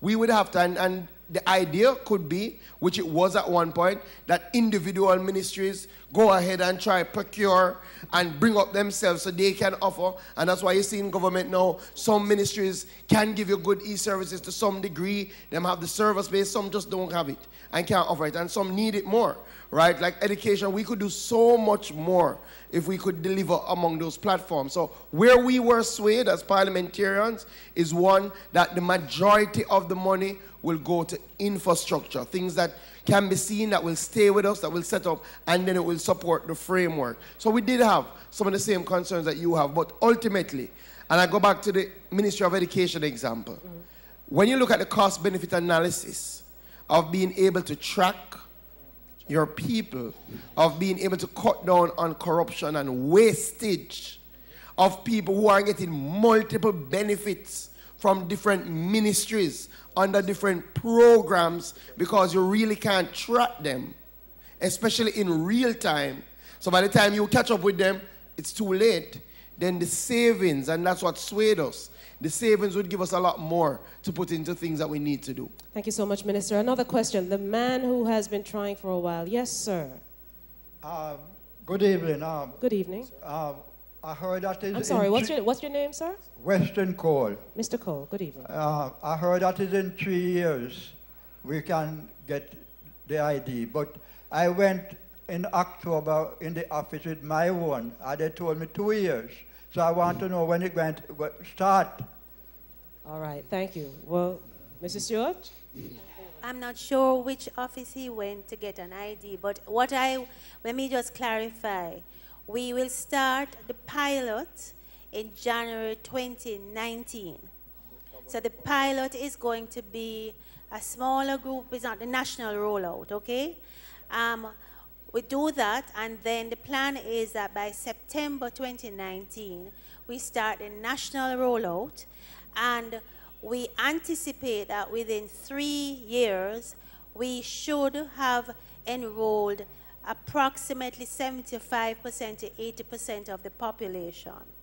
So, as I had mentioned in the presentation, we tend, as a people, including me, because I'm a Jamaican, I'm not, and a proud one too, we tend to want things to immediate. This is a process. This is going to be a long term. And one of the things that we have to recognize, all the countries that have done this, it's not an overnight success. It's a long term, because you have to have everybody on board. Enrollment takes some time. We can't put the entire country in chaos because we want to enroll everyone. So it's going to be a process. We're going to have enrollment sites, and I should have mentioned we'll also have mobile enrollment, because we have to consider our disabled community, some who may not be able to reach, and also our shut-ins and so on. So there'll be, and there are some communities that are going to have a difficulty getting into particular places, so we'll go to them. I wanted to mention, though, Naomi, in relation to a comment that was made by one of the gentlemen before, why we did not use TRN. When we did, and the technical team seemed to have forgotten this, because when we did the research, when we were looking at the options, everything pointed to, if we used one of our current numbers, it could actually cost us more in the long run, because you have to clean up a database. We don't know what we're getting into. And we looked at the international best practices. So it's not that we have, but sir, Sir, but you can't. I mean, thank you. Sir. We accept your apology, sir. Sir, yes, yes. Mrs. Stewart. Please don't shout at me. I'm not shouting at you. All right. But just give me a chance then. Yes, go ahead, Mrs. Stewart. So we had considered that. And when we did the research, it was, and we had to look at what happens in other countries. One of the nice things about us, we're not the first. So one of the benefits actually of not being the last, but certainly not being the first, is that we could look and do the research as what has happened in other countries. And learn from their mistakes. And learn from their mistakes and their good things as well. All right, thank you. I see a lot of hands, and I'm seeing mostly men. There's a lady right there but there's a man who I acknowledged first. He has the microphone. Yes, sir. Good evening. My name is Chris Turner from Kingston. Good evening, Mr. Turner. Congratulations on a good presentation. Very informative. Quick question. In the context of transparency, budget, and also procurement, I'm wondering who the contracts have been awarded to. All these, the NIDS system, the upgrading of the system. I think for transparency and to get trust out of people, I think it's important to reveal, who these companies are that are working with the government. Thank you so much, sir. I'll and the project director yes. is able to answer. Very, very, very good comment and questions.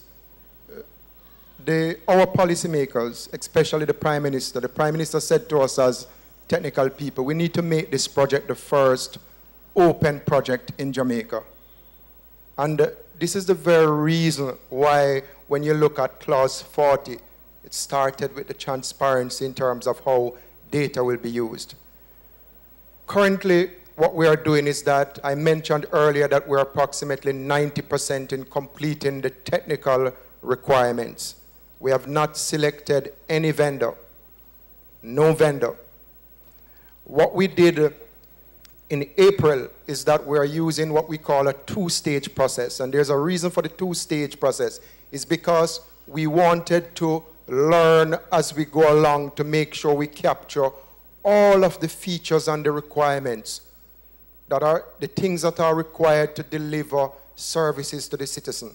So where are we now? We are now at the second stage, where we are fine-tuning that request for proposal. And then this document will be published. When we get to the stage where a vendor is selected, all of that information will be made available. I am also making a commitment now to start sharing some of the information that we have publicly on our NIDS.gov.jm portal, because I believe Jamaicans need to start looking at this cost-benefit document that we have, to start participate more. In fact, we prepared and developed this portal back in May, NIDS.gov.jm. Make note of it. There's a public forum that we want every body to participate in. All right, thank you so much. I'll allow Minister Green to speak as well, but you know, one of the things ingrained in that question is the matter of trust, and I hope, Minister, that you'll also address that. Well, you know, in Jamaica, we've had difficulty over the past. I understand where we are. Why we are where we are, especially in relation to political representatives, because oftentimes trust has been given and has been wasted, quite frankly. And as such, we have to work extremely hard to regain trust. So we have to be more transparent than ever before, because trust won't come through talking, trust won't come through even the answers, trust will come through what people will actually see. One of the good things, if there's a good thing to a loan, and to an international loan, is that there are international standards and criteria that will have to be met, right? And especially in our modern world, where people over time became very reluctant to give money to governments, to lend money to government, those criteria now have become so stringent that one, even if we never wanted to share it, part of the requirement would be to share it, because on all of these international sites, for example, the IDB, you can see the progress of any loan, right? What are the performance indicators? Normally disbursement is staggered, and unless you deal with the criteria, you can't see it. So again, there's a full commitment to share, because we believe, the Prime Minister believes, we genuinely believe that the more we share is the more we'll have buy-in.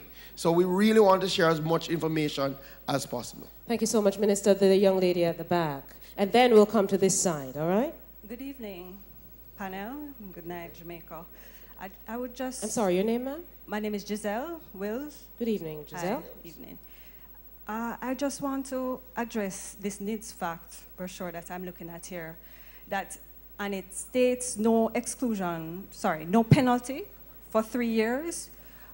I would like to ask, what is the penalty after 3 years? All right, thank you so much. And also, in regards to the biometric document... So you get one question in all right? So what's the penalty after 3 years? As I said, it is based on the fact sheets. That's what I'm addressing. Yes. So if no DNA, bank account information, fraud, or exclusion is the criteria, then what type of information is it that you need for the biometric document, and how much is our race affected in terms of a racial matter? I think we understand it now. Thanks a lot. Yes, really appreciate it. Giselle, who will take that question? Mrs. Stewart. Penalty and the biometric penalty issue. Okay. The law as it is now is written where there is a penalty. So we're all required to register, to enroll, and if we do not, there is a consequence of a fine of up to $100,000, up to, and as well, what the law says, however, is that if you are taken before the parish court, it will not form a part of your criminal record, and also the parish court has the option of not of using some alternative measures as a penalty and not imprisonment. Okay, so that's in the law as it is now. I had mentioned it in the presentation. Maybe you came after I had spoken.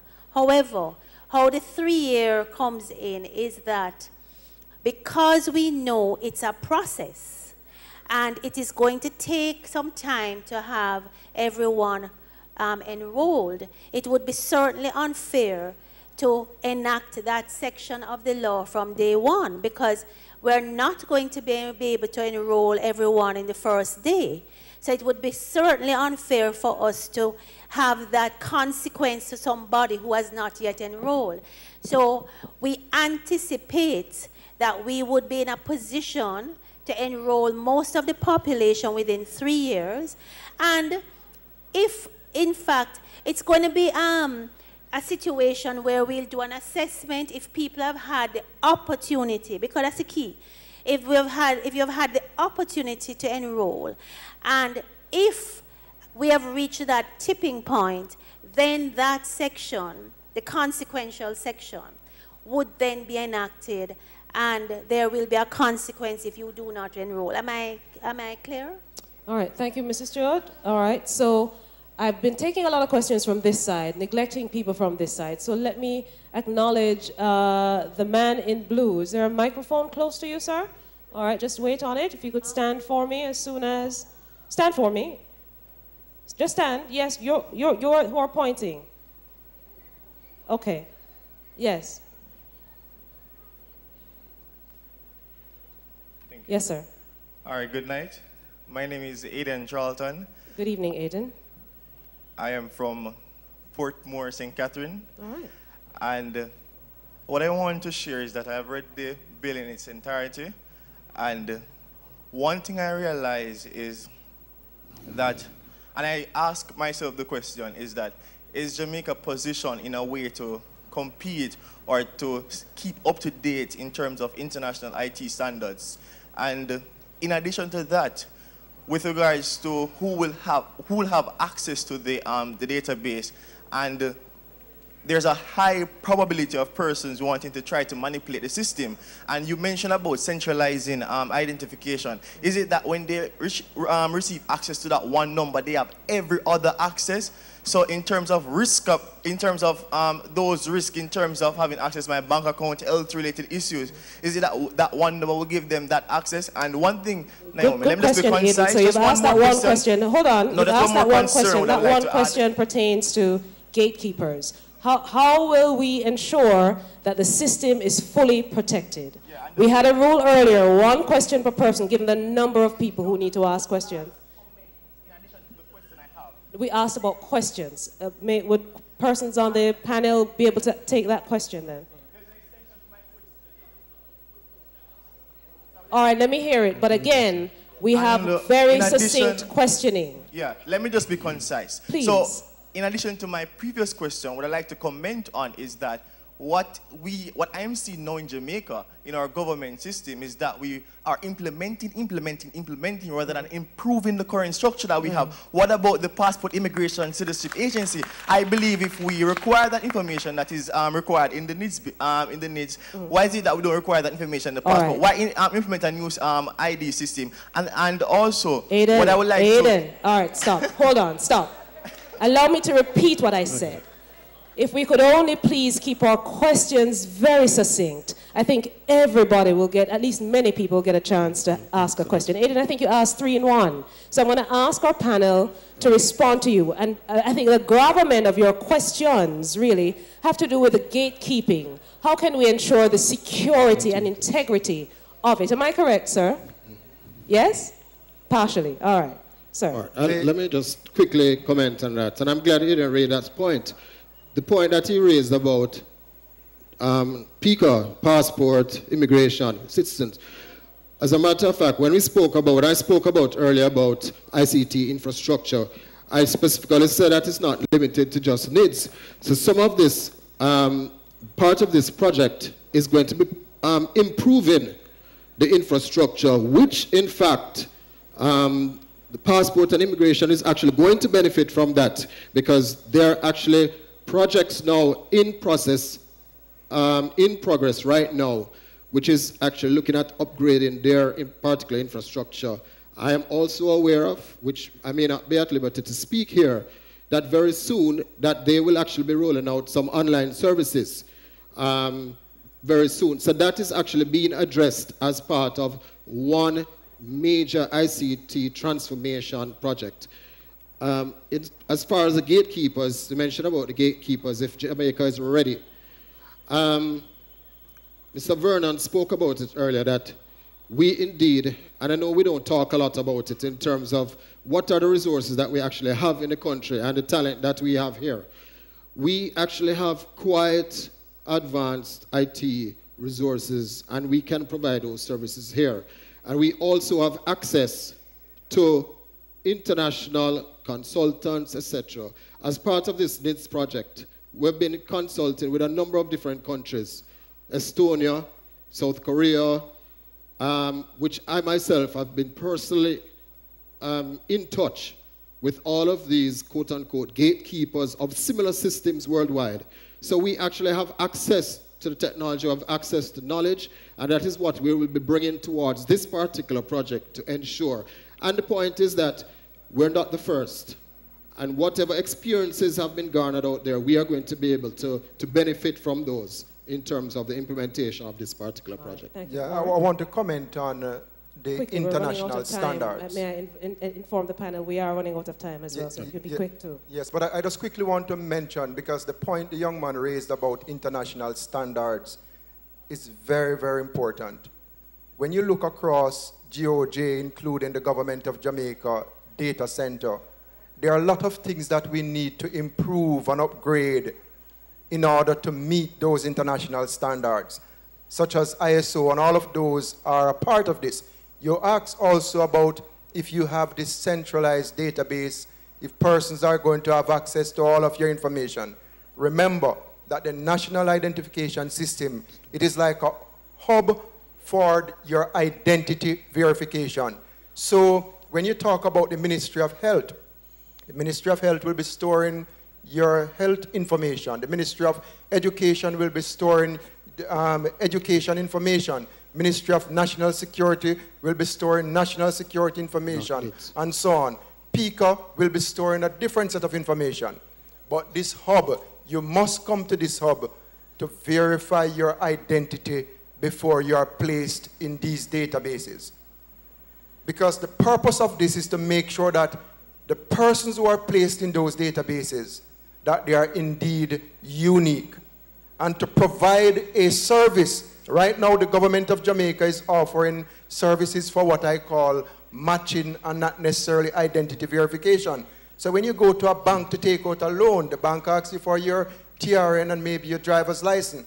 They contact the various authorities and say, tell me, is this person who he or she says, she is? Now, what happens is that what we want to do is to ensure that the legal framework is in place to support this service, and to make sure that as a citizen, you authorize that request, and to make sure also that you're aware whenever such a request for verification is done. Thank you, Warren. Minister, you have a quick one? Just to say two things, and it was Aiden, very good points, and I'm happy that you've read the bill clearly. Two things. These are some of the same questions we would have started by asking, right? Why not utilize what we already have, right? And clearly, large as policymakers, you have to depend on your technical team, right? And by all the models that were run, it would cost more to utilize our existing databases. So that's one. The second thing is that the vast majority of this project is improvement. The vast majority. It's about improving the systems at education, improving the systems at health, improving the systems of PICA, improving the system of the Ministry of Labor and Social Security. The NIDS is 20% of this project. The vast majority of this project is improving to do what you have said. How can we get Jamaica up to those standards so that we can actively compete in a digital age? Right. So we're on the same path. Thank you, Minister. Lady here. Yes, ma'am. Good night. I'm Diana Da Costa from St. Catherine. Hi, Diana. I'm curious about the enrollment. So I have all 3 national IDs. Will you be asking me to come to an enrollment center to give you my information again? You have it all of the mandatory fields. And for voter's ID, I have my fingerprint. So can I will you mail it to me? Or do I have to go apply again? All right, thank you, Diana. Yes. Mrs. Stewart or Warren? Well, I can comment on that. All of the data what the data set that will be capturing will have to be entered from anew. And there are a number of reasons for this, because even when you look at your voter's ID and you look at your driver's license, there are so many persons who may not be living at the same address. And addresses verification is very important also for this system to work. So the data entry component will be done from anew. By law, in the law also, if you have these documents, you may also submit them. All right. Thank you, Mr. What can I just clarify? So, ma'am, Miss Diana. you will not have to come in with your TRN and all the various things you have. If you come in, you will not need to, okay? Because I had gone through what you're going to need to do is your name, your birth date, your birth certificate is critical. That's a breeder, what we call a breeder document. And that is the critical, and some other information that I had done. I'm sorry that maybe you missed it. But you will not need to have like your TRN and all those other things. If you come in, we will scan and it will assist us, but it's not required. All okay? Right. Minister, 30 seconds Two for you. quick things. We're starting afresh. I know, it's hard, and that's why I said I wish it was done before my time, right? And I am very happy that my son will not have to do that, right? But we're starting afresh. But you've made a great point. We're really not asking for nothing new. Some people give the misconception that we're out there trying to pull new information. We're not asking for new things, but we never did it in a way that we can effectively utilize it. Here they talk about a clean database. Part of the problem we have, a lot of our databases are just not clean, right. Unfortunately. Thanks, Minister. All right, the man in, is it fuchsia? Pinkish looking shirtish. All right. Sir, I'm sorry. Shirt. Yes, sir. Yeah, good night. I was at the past. I'm sorry, what's your name? Keanu Leng. Keanu, like Keanu Reeves. All right, Keanu, yes. Yes, so I was at the last town hall meeting, the youth one. I didn't get to speak, right? So what I really want to say is that I am all for national identification system. I am for efficiency, right? But government agencies generally are inefficient, right? And the thing is, you are telling us to believe in a system where the court system itself, like a backlog of all these cases and convictions don't even happen. Healthcare, people going to St. Anne's Bay on the TV 3 o'clock in the morning, right? And they can't get through until the day is over. Then you're telling me, right, as well, that... So I'm trying to get the question, because no, I'm going to the question, and this is something that you've been doing. Hold on, ladies and gentlemen. I'm just restating the rules that we all agree to. Before, we all agree to the rule. One question per person, and we keep it succinct, because we want to hear from everyone, all right? Yes, Keanu. So your question, please. Fully observed. Yes. Yes, so all I'm saying is that it's stated that, $86 million US, right? And government always has budget overruns, right? So who do we hold accountable when fraud happens in this NIDS system, that there's so much cyber security happening, right? Let's just say there's some corruption. Let's just say there is some fraud that happens. Because you can't tell me that you have a perfect system. Right. Who do we hold accountable for a budget overrun? Who do we hold accountable? So let me have Minister. Again, we spoke about the trust issue. So let's have the Minister and Mrs. Stewart speak about that. Keanu, very good question. I'm going to speak about the overarching issue you've raised, and I'll allow somebody to speak about the authority in terms of who you hold accountable for your information, because that was taken into account. Yeah. Yes, we have very poor systems in the civil service, in the public sector. This is part of this, is to try and fix some of those systems. Some of those systems are very poor also because they're manual systems, right? There are systems that literally, let me give you a prime example.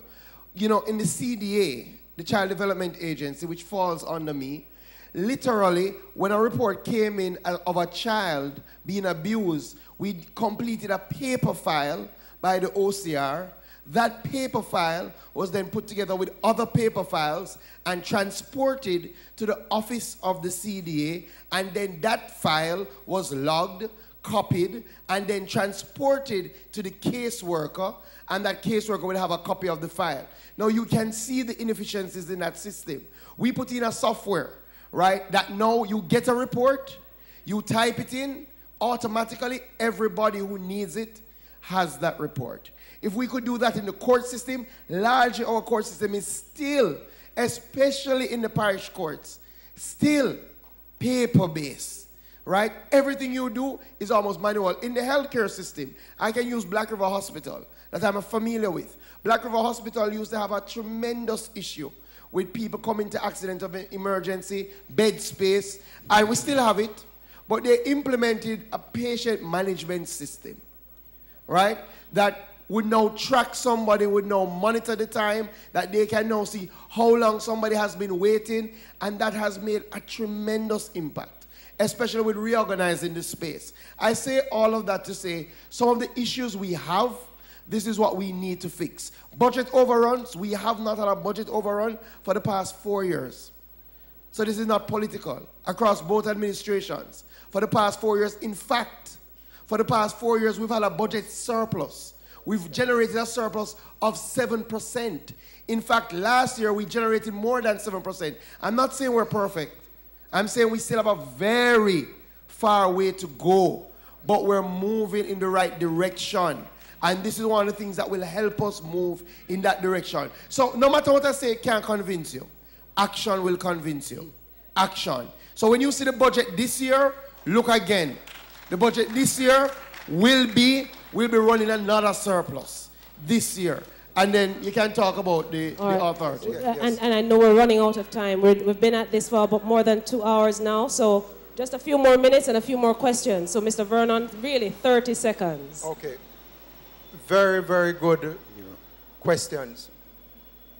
And I was here thinking and say, you know what? The young man just placed on the table the real issues that we have affecting the nation. When you are delivering services, you have in the mix for service delivery, we spoke about people, we spoke about processes, spoke about technology. Now, whenever services are not being delivered in an efficient way, it is very clear that something is wrong with how the processes, the people, and the technology working together. As part of the NIDS project, the review of government-wide business processes will be done to improve those processes to deliver better services. In one of our recent consultations, a gentleman came to me. He was 70 years old, and he said to me, for 5 years, you know, I served the government. I served the government for years, and I am now pensionable, and I'm not receiving my pension. And he said to me that the reason for this, again, is because of the processing time. So it is very clear that we must change our processes. We must revamp some of those controls in order to deliver services for the people. And importantly, earn the trust and respect of the Jamaican people. There are two members of the deaf community here, and I see one of them with his hands up for a long time. If I could get the microphone to have the interpreter. You could use this one. No, Minister Green, yes. Thank you, Mr. Green. Good afternoon. My name is Andre Wito. I noticed that you have a NIDFAX online portal. Our first language in the deaf community is Jamaican Sign Language, but on that portal it's English. So I'm requesting you to make sure that you provide Jamaican Sign Language interpreting services so that deaf people can understand the facts. That's all. There are no questions, just a comment. That is an excellent point. Thank you so much. And Minister Green has already given the assurance along with the NIDS team. Thank you so much. Question, man standing. Yes, sir. Good afternoon. Good evening, sir. Yes, good evening. I'm Jermaine Bryan. Hi, Jermaine. Kingston. So there's a view that governments before and current have failed the Jamaican people in its ability to secure the country, evidenced in our rising crime rate. And a system like NIDS, while it's very innovative, very forward-thinking, will invariably accelerate the culture of cyber crimes that currently exist with scamming. So I want to know, and I'd like Mr. Vernon and Minister Green to weigh in on this, what guarantee are you giving to us, the Jamaican people, given the deficiencies that currently exist in your strategy to secure the country, that cyber threats and cyber attacks on the people of this country will be mitigated in such a way that we won't have to worry when we sleep at nights as to who is seeing our information and who is handling our information and what risk we wager engaging. Thank you, Jermaine. Really good question. Speaks to the integrity of the system. You know, very, very good questions. I want to respond to you in the context of the EU general data protection rules. And we started out by saying one of the first steps is to ensure that there is transparency, to make sure that the owner of the data is always aware as to what is happening. There are a number of things that we have as part of the design of the system, is to make sure that we monitor everything. Most importantly, at the top, we spoke about there are so many experts in Jamaica re cybersecurity, yet we have not opened up what we call the opportunity for a national cybersecurity response team. As part of the project, we are making a commitment to have that in place. And I must commend MSET, because a lot of persons are not aware, but MSET has a cyber security response team that is currently working in the background that would have made a lot of recommendations to improve the government of Jamaica infrastructure based on where we are now. There are so many things that we have to do. One, there's also what we call standard operating procedures that will be developed and will be enforced. There's also what we call monitoring that will be done. When you take it from the enrollment center, the enrollment officer will only have access to the profile that he or she is working on. Physical security will also be put in place. Logical security will also be put in place. We spoke about, a young man asked a question earlier about standards. We are improving the government of Jamaica infrastructure to make sure that we meet those international standards. Thank you, Warren. Minister? You use the analogy in relation to crime and security in the country. And, you know, oftentimes we speak about how do you treat with crime, and people say you have to go to the root, you have to go to the causes, you have to deal with education, things like social services. I think it's the same thing with cybersecurity. You have to go to the root. And the root is to be able to identify who is using the platforms. So this is actually part of the solution. This is actually part of making us more secure. And I understand the alternate side in terms of Aiden has raised it, you've raised it, I think Vernon has dealt with it to some degree. But one of the beauties is that, one, we're now doing it where we can clearly assess best practice. Right? So it's one of those things that we've come to it at a time that people have tried different things. Some have worked, some haven't worked, and we have all that information. Two, we could have decided to piecemeally fund it out of the budget, little by little, do a little touch here, a little touch there, right? That would have opened us up. So we decided, listen, let us cost the entire project, not just the NIDS. We could have just said, just do the NIDS. Let's cost the entire project, the entire framework. Let's get the best, cost that, and let us source that source of funding and put that in place. So I think, you know, you can't talk about guarantees, especially with technology, but we're going for the best, and money won't be the problem because we've sourced the funds. All right, thank you so much, Minister. We have been at this from 5 minutes past 6 o'clock. It's almost 8:30, so I'll just take the last two questions. The lady over there with the microphone and the young man here who's been had his hand up for a long time. Ma'am, your question. All right, good night, panelists. I'm Connolly Black. Hi, Connolly. I am looking at the NIDS bill, and I just have a question. I'd like for anybody at all to give some clarity to it. Section 6.2, subsection 2, part, is it C, yes, says introduce cost recovery measures for services provided or on behalf of the authority. My understanding of this is that this is for services rendered, meaning that we'll be selling a product. And in fact, I really want you to go into that, because whereas we're selling our information, that is problematic for me, and I'm sure it will be problematic for others here. So like I said, I'm seeking some clarity because this is my understanding of it. So anybody can go ahead Thanks, and Connolly. answer. Good question. Okay, well, I can comment on that.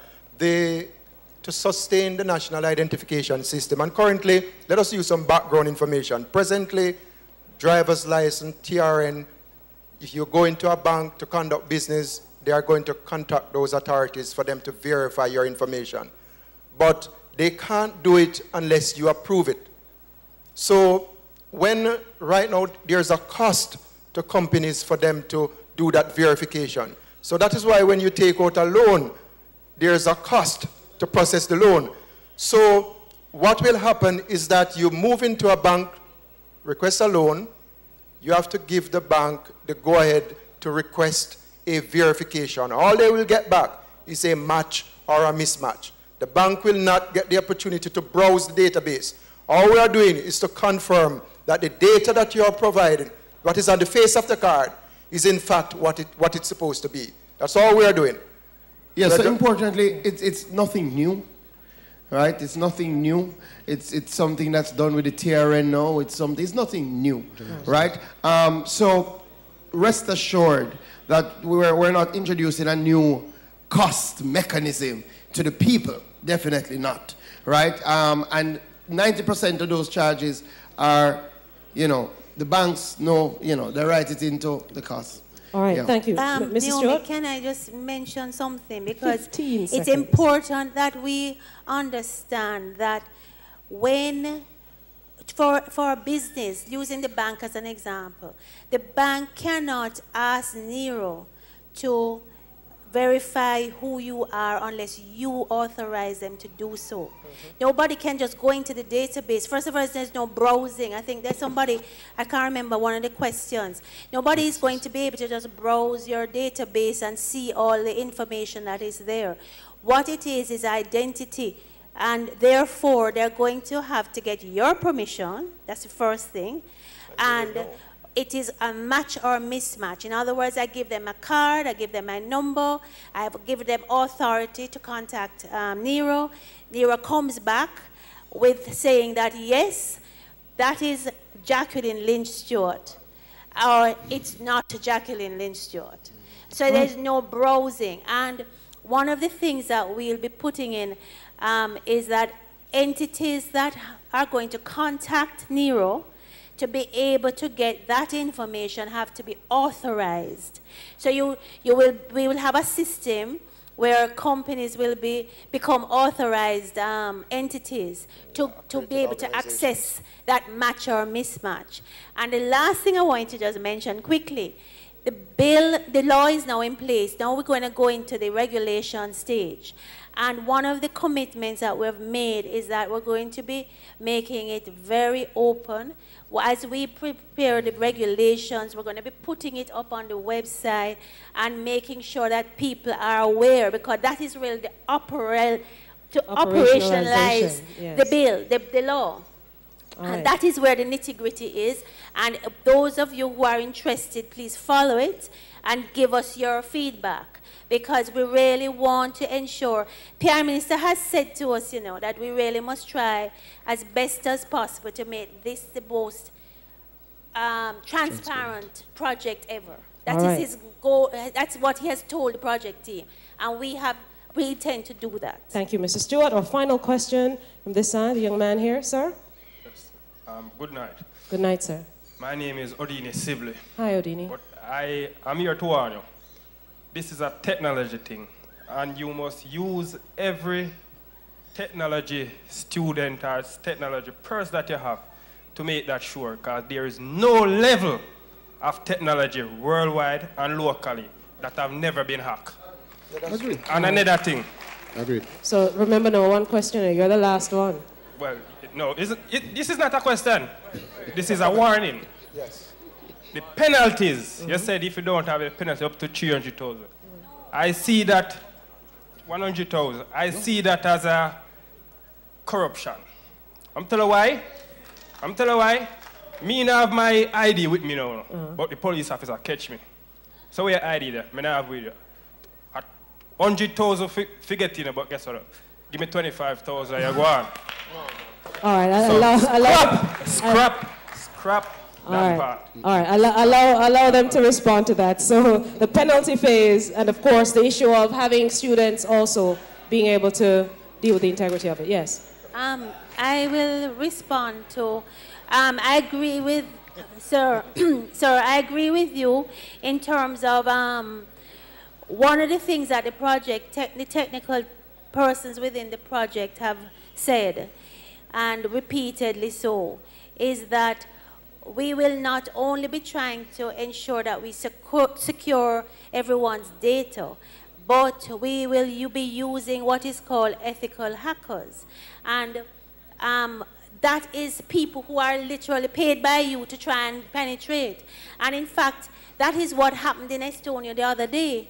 When you heard that they had a problem in Estonia, it wasn't that anybody hacked them. It was one of their consultants who they paid, found a problem, and they fixed it before anybody external could have. So you're correct, because we have to do that.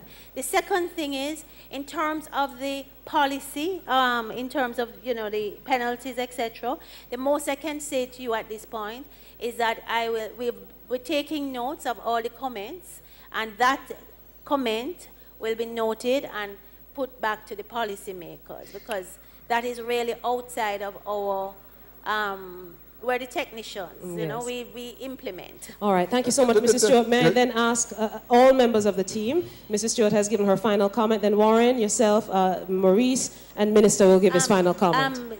Naomi, I'm Yes. sorry, but I wanted to say another thing. The young lady, I don't know if she's still here, about the biometrics. Real quickly, Mrs. Let me Stewart. just quickly repeat. I'd said it before, but let me repeat. The biometrics for this process: facial image, fingerprint.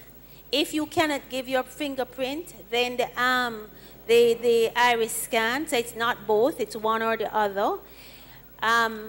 Color of your eyes. Signature, 4 biometrics, that's all. All right, okay? Thank you so much. Warren, your final comment, 30 seconds. Just add on to your comments. One, the police will not be involved any at all in enrollment. No. Well, it is an example, but I think we have to make it very clear. The police will not be involved in the enrollment. And because of the processes that are involved, one, enrollment is done separate side from verification, quality control, and there are a lot of what we call system-based controls. One of the problems now why you have corruption is because a lot of the controls that are in place and processes are being done by people. But when you have controls that are supported by system where you can't change certain things, it is very difficult. Right. Now, my final comment is that please go on to nids.gov.jm, join the public groups, let us participate, let us contribute to the development of this system. All right, thank you so much. Maurice. Right, and just to close, based on the feedback and the comments which have been made, it is clear in my mind that a number of the ICT initiatives that are taking place across the different ministries, agencies, and departments may not be seen as a concerted strategic effort by the government in terms of improvement of service delivery through the use of technology. And I think we should be doing probably a better job of sharing that information, because even the gentleman who mentioned about, the problems in the health sector and the courts, for example, there are actually initiatives which are ICT-based, which are currently being implemented with a view to improving service delivery from those particular ministries as well. And just to add again, at the end of the day, the national identification system is primarily will be utilized for verification of one's identity.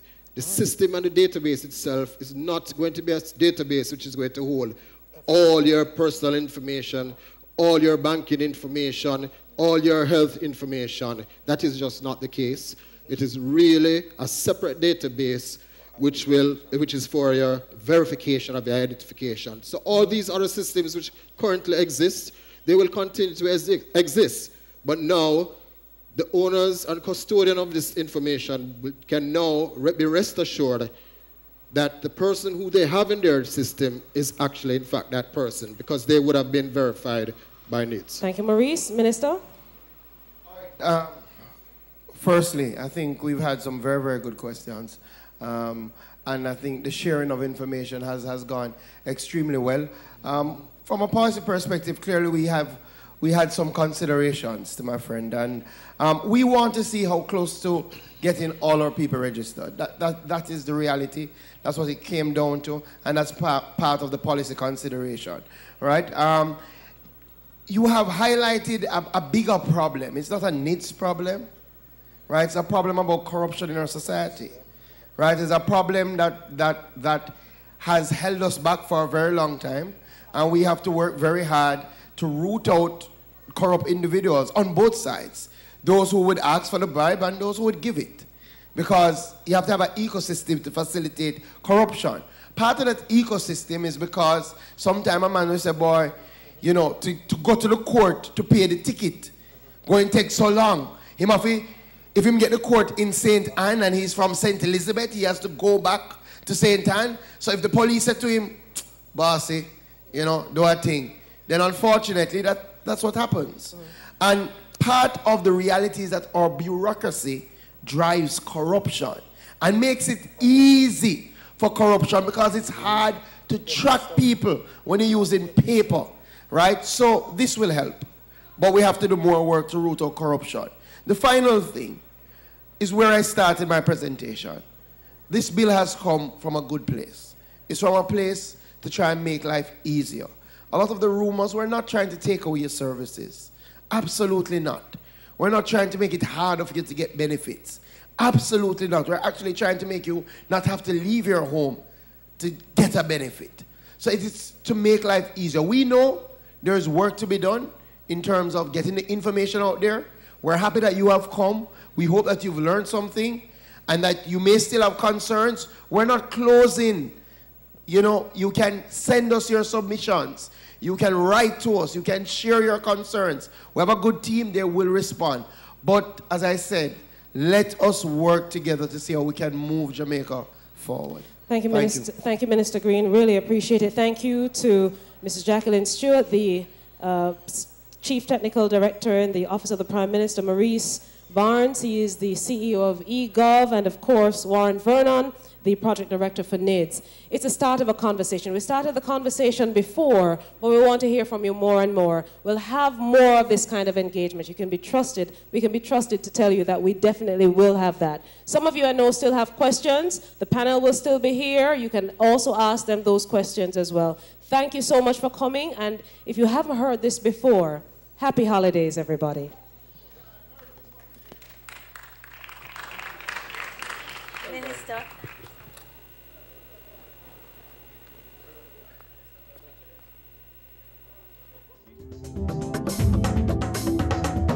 Current affairs,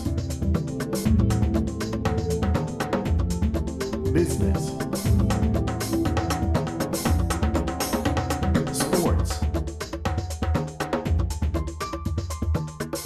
culture and the arts.